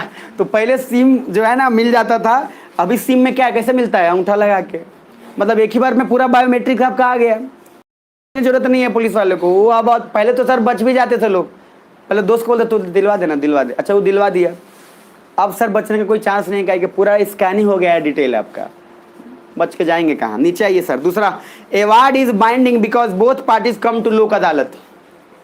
दोनों पार्टी सर लोक अदालत में आते हैं, तो जो भी रिजल्ट आएगा, जो भी डिस्कशन होगा, मानना पड़ेगा दोनों को। सुन पा रहे हो? यहाँ अवार्ड का मीनिंग का कब दिया जाएगा, यहाँ अवार्ड का मीनिंग है कि जो डिसीजन आएगा के बाद वो मानना दोनों को पड़ेगा, क्योंकि लोक अदालत में आने का ही कंडीशन है कि सर सुलह इधर ही निपटाना है, इधर उसके बाद कहीं ऊपर नीचे जाने की जरूरत नहीं पड़ेगी, यहाँ से सीधा घर और घर जाकर शांति से रहो। समझ में आ रहा है? थर्ड पॉइंट, नॉर्मल केस और रेगुलर केस जो कोर्ट में चल रहे हैं एंड जिसके आपस में सुलझाया जा सकता है, तो it can refer to Lok अदालत। और कोई ऐसा भी केस है जो छोटा मोटा है और कोर्ट में चल रहा है, तो कोर्ट उसको आराम से लोक अदालत में भेज देगी, वहां पर उसको सुलझाया जा सकता है, ठीक है ना। नीचे एग्जाम्पल, इटालियन मैरिन का जो डैमेज वाला केस था was gone to Lok Adalat, mostly civil cases are discussed in Lok Adalat. ये जो इटालियन मैरिन का केस है सर, ये आपको एक बार सर्च करना, वैसे आपको मजा आएगा इसके बारे में जान के, बट फिर भी इसको डिटेल में बता दूंगा, पहले सर्च एक बार कर लेना। नीचे आओ, no court fees and procedure is simple. पहली बात, लोक अदालत में कोई कोर्ट का फीस लगता नहीं है, बहुत कम सर, मिनिमम, मतलब 1 रुपये 2 रुपये 5 रुपये 10 रुपये, मैंने काफ़ी मिनिमम। और पहली बात, दूसरा क्या है, प्रोसेस क्या है, सिंपल है, वहाँ सर आपको हायर और कुछ नहीं करना है। लोक अदालत में गए हैं कुछ लोग, नहीं गए हैं? लोक अदालत में जब जाएंगे, कोर्ट के बगल में होता है लोक अदालत होता है, आप जाके वहाँ पे सर देख सकते हैं, नॉर्मली देखेगा जज करोगे ना तो सिंपल रहता है प्रोसेस, आप जा सकते हो, हाँ आप आराम से जाओ, वहाँ पे जितने सारे प्रोसेस हैं खत्म हो जाएगा एक पर्टिकुलर डेट को। बाकी क्या कहेगा, नहीं एडवोकेट नहीं रहेगा, एडवोकेट वहाँ क्यों रहेगा, एडवोकेट वहाँ पे क्यों परेशान होगा, लेकिन वहाँ पे सर जो फैसला होगा बहुत ज़बरदस्त होगा, और वो फैसला के बाद आप बाहर ऊपर मत जाओ, ठीक है। Fourth point, parties directly interact with जज बिकॉज मामला ही छोटा मोटा होता है। सर जज से डायरेक्टली आप बात कर लो कि जज साहब देखिए ना, हमारे केस नोट चले ना। अब सर अगर उसने बोल दिया डायरेक्टली तो जज को डायरेक्टली इंटरेक्ट कर रहे हैं आप किसी के माध्यम से नहीं डायरेक्टली कर रहे हैं, तो फायदा है सर। नेक्स्ट नीचे आप अपनी बात रख सकते हैं डायरेक्टली। यूजुअली रिटायर्ड ऑफिसर और सोशल एक्टिविस्ट या मेंबर ऑफ लीगल प्रोफेशन जज होते हैं लोक अदालत में। ज़्यादातर रिटायर्ड जज होते हैं या कोई सोशलिस्ट है, सोशलिस्ट मतलब वो जो समाज की सेवा के लिए बहुत सालों तक तत्पर रहा है, काम किया है, उसको भी उसमें लोक अदालत में जज बना दिए जाते हैं जो सुलह कर सकता है। सर आगे नीचे, लोक अदालत can be made at state centre etcetera but usually it is below district level और एट डिस्ट्रिक्ट लेवल। लोक अदालत क्वेश्चन पूछेगी कहीं भी बनाया जा सकता है सर, सेंटर और स्टेट में भी, लेकिन ज्यादातर डिस्ट्रिक्ट और डिस्ट्रिक्ट लेवल से नीचे, ये दिमाग में रखिएगा, लेकिन बनाया कहीं भी जा सकता है। नीचे इशूज ऑफ लोक अदालत, प्रॉब्लम क्या क्या है सर, खुद से सोच लो। पहला है कॉम्प्रोमाइज प्लस सेटलमेंट, मन मार के नहीं तो कोर्ट में जाएगा तो डील होगा। सर ये जरूरी थोड़ी कि सर डिसीजन आएगा, तो ज्यादातर मन मार के रख ही लेता है। अब सुन तू 10 लाख तो 5 लाख, अब सर अच्छा 10 लाख नहीं, अच्छा ठीक है हो गया सर, अपने अपना क्या किया, कॉम्प्रोमाइज तो किया ना सर। तो कॉम्प्रोमाइज तो थोड़ा करना पड़ता है तभी तो सुलझ हो पाएगा। कॉम्प्रोमाइज नहीं करिएगा तो कहाँ से भाई हो पाएगा। अब बोलेगा नहीं हमको वह खेत चाहिए, भाई बोलेगा हमको भी वह चाहिए, क्या है कि सर उसमें क्या गधा आके लड़ता है और हम रिकॉर्डिंग करके यूट्यूब पे डालते हैं, तो सर गधा बड़े आप हैं, लेकिन सर उसमें क्या बोला था, सुन भाई अब उस खेत में आधा तू मतलब अजीब गरीब लड़ाई है भाई लोग का, कि चूल्हा यहाँ का है बना दिया, गाड़ी सर गाड़ी लगा दिया सामने, उसके लिए मारपीट। ये भाई लोग हैं सर, ये कौन सा भाई है समझ में नहीं आता है। गांव में तो अलग लेवल का लड़ाई है, हर बात में बोरा के लिए चप्पल फेंक दिया मान पर, मान जानते हैं ना मान जानते हैं, मान में फेंक दिया, इधर देखो क्या हुआ, मान पे सुन लो मान पे फेंक दिया, जब तक वो चप्पल वैसे ही है किसी को कोई दिक्कत नहीं है, पर जैसे किसी ने उठाया आप समझते हैं, हमारा काम, अरे अभी तो फिक्र रखो, अरे अभी फिक्र रखो तो उठा ले लेता, काम पड़ गया अब ये जो सर नियम है आप समझ रहे, आप सर मतलब अति अंत है, जब तक फेंका हुआ है कोई दिक्कत नहीं, जैसे किसी ने उठाया आज ही काम पड़ गया आपको ही में, आज ही पहनना है, अब नया खोल के बाहर वही पहन के जाइएगा वहां से। ये सर लेवल है लड़ाई का, क्या बोलिएगा, बोरा के लिए लड़ाई हो जाती चाहिए। तो सर इशूज ऑफ लोक अदालत, पहला प्रॉब्लम कि कॉम्प्रोमाइज आपको करना पड़ता है, बट सर कॉम्प्रोमाइज बिना किए आप उसको एडजस्ट भी नहीं कर पाएंगे, सुन पा रहे है ना। दूसरा point, some time speedy justice also create pressure on जजेस। कभी कभी सर अब जजेज को फैसला लेना है, जल्दी लेना है, तो कभी कभी सर प्रेशर तो होगा ना, क्योंकि सर निपटाना भी जल्दी है और सर प्रेशर तो होगा, गलती से उल्टा सीधा हुआ, क्या पता ये दोनों आदमी पागल हो गए, जजे को पीट दिया भाई कुछ मान लो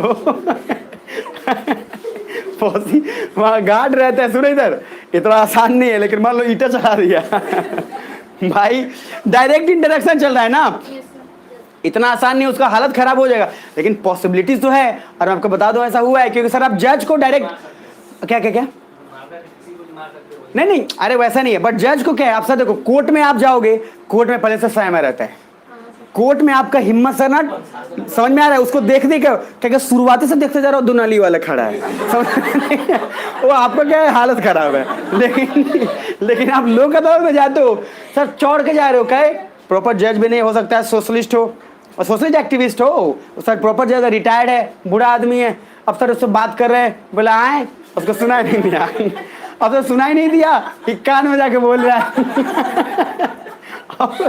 सर लोक अदालत का आगे आपको देखना है, एक वीडियो भेजूंगा मैं, वहाँ पे हम लोग दिल्ली में वहाँ पे पता किया लोक अदालत कैसे चलता है, उसका रियल इंसिडेंट एक रिकॉर्ड हो गया था, अब देखना उसमें कैसे होता है सर। 4 वहाँ पे जज है, किसी को सुनाई नहीं दे रहा है, अच्छा इधर से दोनों चिल्लाया जा रहा है, भयानक तरीके से चिल्ला रहा है, अच्छा 4 में से किसी को क्या चल रहा है, अच्छा उसके बाद सर पेपर दिया गया है, उसमें दिखाया गया है, पेपर दिया गया, अच्छा उन लोग को दिखाई भी नहीं दे रहा है भाई ये लोक अदालत का ये सीन है, और उस तब जाके उसमें बताया गया, तो उसको डिमेरिट के लिए बताया गया कि सर सुलह ऐसे भी तो होता है। अच्छा वहाँ पे दोनों इतना परेशान हो गया कि बोला कहाँ आ गए, बोला क्या कि भाई अब जज उसके पास नहीं जाए, तो उन्हें पलटी मार के भाई हाँ मैंने बैठते हैं, दोनों ने बोला कितना का यार प्रॉब्लम है बोला जमीन का प्रॉब्लम है, यही सुलझा गया। अच्छा जज लोग उधर बैठ के देख रहा है, और इधर दोनों आदमी आपस में सुलझ कर लिया, 4 कट्ठा तुम्हारा 2 कट्ठा मेरा निकल लिया सर ऐसा लोक अदालत का ये भी सीन है, नीचे आइए। अब सर उसके बाद तीसरा पॉइंट क्या है, सम जजेज और members of Lok Adalat are not from legal background. हाँ, कुछ जजेज ऐसे भी हैं जो लीगल बैकग्राउंड से नहीं है सर, उनको सर इसलिए बना दिया गया क्या है कि वो एक्टिविस्ट थे, मतलब जानकार थे और रिफॉर्म थे, सोशलिस्ट थे, उनको बना दिया गया, तो लीगल प्रोफेशन उसका था भी नहीं। फोर्थ पॉइंट है sir, some time procedure is not applied correctly then वो उसमें लिखा हुआ है सॉरी एक principle of natural justice PONJ, उसको लिख लेना PONJ, कंप्लीट थोड़ा कर लेना। PONJ मतलब क्या है, प्रिंसिपल ऑफ नेचुरल जस्टिस, मतलब ऐसा सिद्धांत जिससे आपको सर नेचुरली रूप से आपको सर क्या है न्याय मिल जाए, मतलब आपको ज़्यादा कुछ करना ना पड़े। तो सम टाइम प्रॉब्लम इसमें होता है क्योंकि सर डायरेक्टली आपको न्याय नहीं मिल पाता है, आपको कॉम्प्रोमाइज़ करना पड़ता है। इस दुनिया में क्या है सर, कॉम्प्रोमाइज़ जैसे आप नहीं करेंगे, तो मैंने बोला आपको क्या बोला था वहाँ पे जो हिंदी में पढ़ाया था, जो कहानी ये पढ़े थे, तो क्या बोला था, कौन सा कहानी था जिसमें सर औरत पति के बारे में खूब सारा भर के बुराई करती है, गीला, और लास्ट में क्या बोलती है, चाहे जो भी हो मेरा पति मेरा देवता है। तो ये जो सर सीन है, सुन पा रहे हो ध्यान से, दो बातों को ध्यान रखना, मतलब कहने कि उसने कॉम्प्रोमाइज़ किया। और याद है कि सर रिलेशनशिप कॉम्प्रोमाइज में ही चलता है, बाद में आदमी क्या एडजस्ट करने लगता है। शुरुआत में बहुत प्रॉब्लम होता है, इधर तुम टॉवल फेंक देते हो यार, जूता इधर फेंक देते हो, माथा पे जूता रख लेते हो, अब ये सब मतलब सबको प्रॉब्लम होता है, लेकिन धीरे धीरे उसके बाद वाइफ भी समझ जाती है कि ठीक है यार तू रख ले। अच्छा, हस्बैंड भी इस बात को मान ही लेता है उसके बाद कि चल ठीक है यार तू जैसा है, तो दोनों कॉम्प्रोमाइज़ करते हैं, तब जाकर रिलेशन फिर आगे बढ़ जाता है। नहीं तो आपको ही पता है सर, मम्मी पापा का जब लड़ाई होता है तब देख लीजिएगा, पता चल जाएगा हमारे कर में फूटल रहे कि हुआ है नहीं बार बार ये आ जाता है। उसके बाद मम्मी पापा भी अलग टसन में होते हैं, मम्मी भी अलग टसन। अच्छा, इतना होने के बाद फिर शाम में देखोगे मस्त है सर, कोई दिक्कत नहीं है। अच्छा, आपको भी सलाह देना बेटा लड़ना नहीं चाहिए, आप बोलेगा आप भी बोलते हो ना ना पापा ठीक है एकदम सही है, जिस मेरा शादी हो उस दिन हम भी देखेंगे, समझ में आ रहा है। आइए जरा नीचे सॉल्यूशन देखते जाओ। पहला solution, jurisdiction of Lok Adalat should be expanded and more lawyers are needed to practise in Lok Adalat. तीसरा point, more awareness is needed to people can also go to Lok Adalat. Training and sensitise at local officer. पहली बात sir, इसमें भी कुछ officers कुछ lawyers को लाइए ताकि प्रैक्टिस यहाँ भी करे, ताकि चीज़ें ठीक ढंग से हो, एक प्रॉपर सिस्टमेटिक ढंग से हो, ना कि सर बेकार हो। पेज नंबर 241 पे आइएगा, laws related to ADR। Question है ये, अल्टरनेटिव डिस्प्यूट रेजोल्यूशन से रिलेटेड कौन कौन से कानून है। First sir, section 89 of CPC 1908, in if settlement is possible outside says then give preference to it and encourage it. बोला गया है इसमें कि अगर प्रेफरेंस कि सर अगर सेटलमेंट कोर्ट के बाहर ही हो जा रहा है तो ज़्यादा प्रेफरेंस यही दीजिए कि उसके बाहर ही हो जाए, कोर्ट और लोक अदालत में आने की भी जरूरत ना हो, मतलब बाहर का बाहर ही समझौता हो जाए। सर ये अच्छा भी है, उन गरीब लोगों का पैसा बचेगा, टाइम बचेगा यार, ये ज़्यादा फायदेमंद है। दूसरा point, arbitration and conciliation act 1986, अभी समझाया नहीं हूँ बट अब एक्ट जान लो।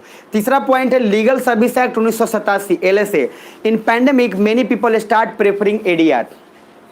पैंडेमिक के समय ज़्यादातर लोग कोर्ट में तो ऐसे भी नहीं जा रहे थे सर, कोरोना और उसमें वो लोग यही सोच रहे थे कि किसी तरीके से भाई ये मामला सुलझ जाए, तो कोर्ट को भी रिक्वेस्ट कर रहे थे कि सर आप हमारा केसवा जो है लोक अदालत में भेज दीजिए कि कम से कम वहाँ पे फैसला हम लोग दोनों आदमी मिलके कर लेंगे। अब बहुत हुआ सर दर्द, आते आते दिमाग खराब हो गया, ऊपर से कोरोना मैया जो है माथा पे बैठी है, समझ ना, तो कोरोना माई का भी पूजा होने लगा था ना।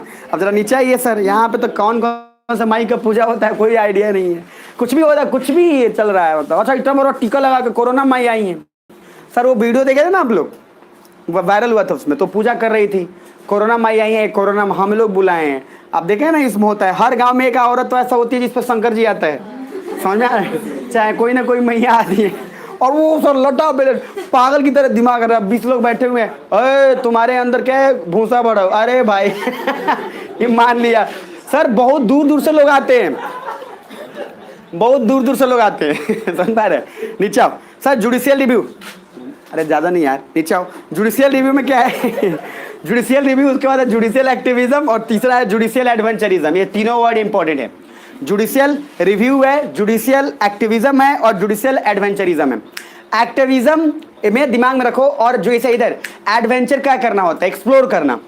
एक्टिविज्म क्या होता है, जुडिशियल का एक्टिव करना। रिव्यू क्या होता है, किसी चीज़ का समीक्षा करना कि क्या है नहीं है। सर जैसे बोला था कि सुप्रीम कोर्ट चाहे तो अपने जजमेंट पे वापस सोच सकती है और उसको चेंज भी कर सकती है, तो जुडिशियल रिव्यू भी पॉसिबल है और उसका डिसीजन भी चेंज खुद चाहे तो कर सकती है। नीचे आना, असेंडिंग ऑर्डर में क्वेश्चन पूछा था रिव्यू, एक्टिविज्म, एडवेंचरिज्म और ओवररीच। रिव्यू मतलब है बहुत बढ़िया, एक्टिविज्म थोड़ा ग्रे एरिया में, एडवेंचरिज्म गलत है। राइट साइड में देखना क्या लिखा हूं, क्रॉस करके डेफिनेशन लिखा हूं, DEFN, no legal definition in constitution, मतलब मेरे को रिव्यू लग सकती है तो किसी को एक्टिविज्म लगेगा। इसका कोई लीगल डेफिनेशन नहीं है। आपके लिए हो सकता है कि उसका जुडिशियल रिव्यू हो, किसी के लिए एक्टिविज्म हो जाए, तो लीगल डेफिनेशन पे हमें जाना भी नहीं है। बस मीनिंग 3 वर्ड याद रखने हैं, रिव्यू, एक्टिविज्म और क्या है, एडवेंचरिज्म। एडवेंचरिज्म में सर क्या है, बोलते हैं ना लोग एडवेंचर करेंगे, मतलब खूब एक्सप्लोर करेंगे, तो एडवेंचरिज्म में चीज़ें गलत होने के चांसेस होते हैं।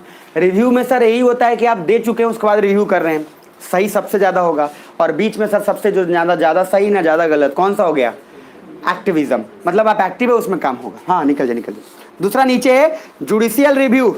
अब सर उसके नीचे रिव्यू देख रहे हैं आप, रूल 4 चेक्स एंड बैलेंसेस, इधर देख लो, चेक्स एंड बैलेंसेस। तो सर रिव्यू में तो ही तो होता है ना, inter checks and balances, rule 4। और sir intra separation of powers, उसी तरीके से इंट्रा सेपरेशन ऑफ क्या, sorry intra checks and balances, वो आपको पता है। रूल 4 सर आपका कभी 4 गोल्डन रूल, पीछा कभी नहीं छोड़ेगा, मैं पहले बोला था, शुरू से लेकर अंत तक वो चलता रहेगा सर। नीचे आइए, उसके बाद है sir review, activism, rule 4 checks and balances. Adventurism जो है रूल 3 में आता है, यू आर वायलेटिंग रूल 3। तो एडवेंचरिज्म में क्या होता है कि आप एक्सप्लोर कर रहे हैं, एक्सप्लोर कर रहे हैं मतलब क्या सर, आप बोलो कि हम अब आज तक हम टांगा नहीं हाँके हैं तो टांगा हाँकेंगे, टांगा चलता है ना सर। आज तक हम घोड़े पे नहीं बैठे तो हम, आपने ट्राई करने की कोशिश की, लेकिन सर रूल के अकॉर्डिंग ये नहीं था, आपको अपना काम करना था और आपने कहा हम एक्सप्लोर करेंगे, हम गोवा भी जाएंगे, हम महाराष्ट्र भी जाएंगे, हम कहीं और जाएंगे, तो आपने एक्सप्लोर करना शुरू किया, तो रूल 3 के अंडर आता है, क्योंकि आपने सर सेपरेशन ऑफ पावर, कहीं ना कहीं अपने पावर से अलग हट के आप एक्सप्लोर करना चाहते हैं। जरा नीचे आइए sir, why we need judicial review, बहुत इंपॉर्टेंट क्वेश्चन है, उससे ऊपर देख लो। जुडिशियल रिव्यू का मीनिंग है टू लेजिटिमाइज गवर्नमेंट एक्शन, और दूसरा है protection of constitution against any encroachment by government. Judicial review का पहला मीनिंग है कि गवर्नमेंट एक्शन को आप लेजिटिमेट बना दे रहे हो। लेजिटिमेट मतलब क्या, एक लीगल सिस्टम से, मतलब आप एक पूरा ठोस बना दिए कि अगर ये पालन कोई नहीं करेगा एक कानून के तहत तो उसको ये सजा हो सकती है। दूसरा पॉइंट है protection of constitution against any encroachment by government, मतलब संविधान को प्रोटेक्ट करने के लिए, इधर सर गवर्नमेंट चाहे तो संविधान में फिर छेड़छाड़ करेगी, उसको प्रोटेक्ट करने के लिए क्या जुडिशियल रिव्यू ही तो सहारा था। अरे नहीं बोला था केशवानंदा में कि सर 1973 इसके पहले सारे केसेस उसको रिव्यू करेंगे और इसके आगे जो भी है वो तो कंपल्सरी होगा ही होगा। अरे सुन रहे हो, तो रिव्यू से ये पता चलेगा कि कौन सा सर क्या कर रहे हैं, आप नियम कैसा बना रहे हैं, कहीं संविधान में हस्तक्षेप तो नहीं कर रहे हैं। नीचे क्यों जरूरी है, क्या क्या क्या, इंक्रोचमेंट मतलब जैसे वही तोड़ फोड़, मतलब आपने सर आपका जमीन नहीं था, सरकारी जमीन पे आपने अपना आवास बना लिया, तो उसको सर बोलेंगे इंक्रोचमेंट, हड़पना। अब जरा नीचे आइए, गलती से जानबूझ के या नहीं पता, इंक्रोचमेंट ऐसा नहीं हमेशा जबरदस्ती होता है। इंक्रोचमेंट कभी कभी आपको पता नहीं होता है कि किसका था, आप उस पर अपना बना लिए, तो सर बाद में आप अपना हटा दीजिए, बात खत्म। नहीं तो सर सरकार तो अपना बुलडोजर लेके आवे करेगी, बात खत्म। आप सर नीचे आइए, और ये हर बार हो जाता है, आपको पता है मोतिहारी में होता है कुछ दिन के लिए, फिर उसके बाद नॉर्मल।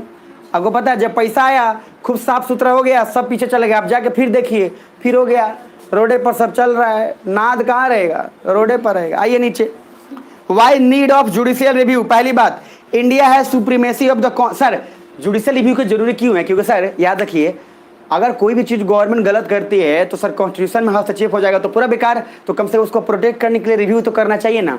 इसलिए बोला जाता है supreme court is the guardian of constitution, वहाँ पे देखो लिखा भी होगा, तो supreme court SC is the guardian of constitution. Supreme court sir constitution का क्या है, गार्जियन है, जो देखता रहता है कि बेटा संविधान को कुछ हो तो नहीं रहा है, जैसे एक पेरेंट और जैसे गार्जियन देखते हैं। तो ये क्वेश्चन भी पूछा हुआ है, supreme court is dash of the constitution, और सॉरी डैश, और नीचे लिख दिया हुआ है, बहुत सारा ऑप्शन दिया हुआ है कि सर कौन सा इसमें से है, 4 ऑप्शन 5 ऑप्शन, आप क्लिक करो बताओ। तो दिमाग में रखिएगा supreme court is the guardian of the constitution है, और ये आप समझ भी सकते हैं। नीचे आइए, and supreme court has to uphold the constitutionalism and this is done by judicial review. Constitutionalism बोला था आपको, अरे पहले ही पढ़ाया था, कॉन्स्टिट्यूशन, कॉन्स्टिट्यूशनलिज्म, कॉन्स्टिट्यूशनल लॉ। और कॉन्स्टिट्यूशनलिज्म क्या बोला था, idea to have the constitution, idea to have the constitution. पहले तो किसी को आइडिया आया कि एक संविधान होना चाहिए, उसको बोलते हैं संविधानवाद, कॉन्स्टिट्यूशनलिज्म। तो सर आइडिया ही जब है, उसी से संविधान अगर आया है, तो सर वो आइडिया खत्म ना हो उसके लिए भी जुडिशियल रिव्यू की जरूरी है। दूसरा point, sir judicial review required to maintain federal equilibrium, नहीं तो सेंटर स्टेट को मतलब क्या है, सेंटर स्टेट को क्या देगा, दबा देगा। सर जुडिशियल रिव्यू में जरूरी है कि भले ही सेंटर कितना भी पावरफुल हो या नहीं हो, बट आपको एक बैलेंस तो रखना पड़ेगा ताकि सर चीज़ें ठीक ठाक हो सके। नीचे आओ, उसके बाद सर है judicial review is done bye supreme court, hence supreme court will maintain equilibrium. तो जुडिशियल रिव्यू सर, इक्विलिब्रियम जानते हैं ना कि चारों तरफ बैलेंस रहे, संतुलित रहे। नीचे sir to uphold protect fundamental right judicial review is needed. Fundamental right को बचाने के लिए भी तो सर चाहिए जुडिशियल रिव्यू। उसके बाद नीचे checks and balance rule 4 on LE so that they can't violate basic structure of constitution. Sir checks and balance rule 4 वो भी तो जरूरी है, नहीं तो सर पता चला कि बस सरकार उठी और संविधान में ही सर लगी टांग अड़ाने। नीचे आइए, वाई जुडिशियल एक्टिविज्म नीडेड। तो जुडिशियल एक्टिविज्म क्यों नीडेड है इसको समझेंगे। अब सर इसमें 2 पेज और बचा है, पढ़ा दूं कि रहने दूं? रहने देते हैं, ठीक है। बचा है एक बार और, चूंकि इसमें थोड़ा कुछ और भी बचा है, एक क्लास और ले लेंगे मैक्सिमम, ज़्यादा इतना भी कुछ नहीं है। कल ऑफ रहेगा। क्या बोल रहे हैं, क्या बोल रहे हैं? हाँ अभी बहुत सारे उसमें छोटे छोटे टर्म्स है, जैसे election commission of India, attorney general of India, फिर उसके बाद आपका स्टेट इलेक्शन कमीशन बॉडी है। मैंने आपको याद करो जो थीम में लिखवाया था, तो क्या लिखवाया था लास्ट में, बोला था many small bodies constitutional bodies, theme में जाकर देखना, नवे थीम में होगा। तो वो सर एक ही साथ छोटे छोटे हैं और यहीं पे बैठ के उसको और 2 घंटे में निपटा लेंगे। तो अभी जो मैंने पढ़ाया जुडिशरी का, लोकल सेल्फ गवर्नमेंट का, उसके बेसिक तथ्य थोड़ा याद रखिएगा।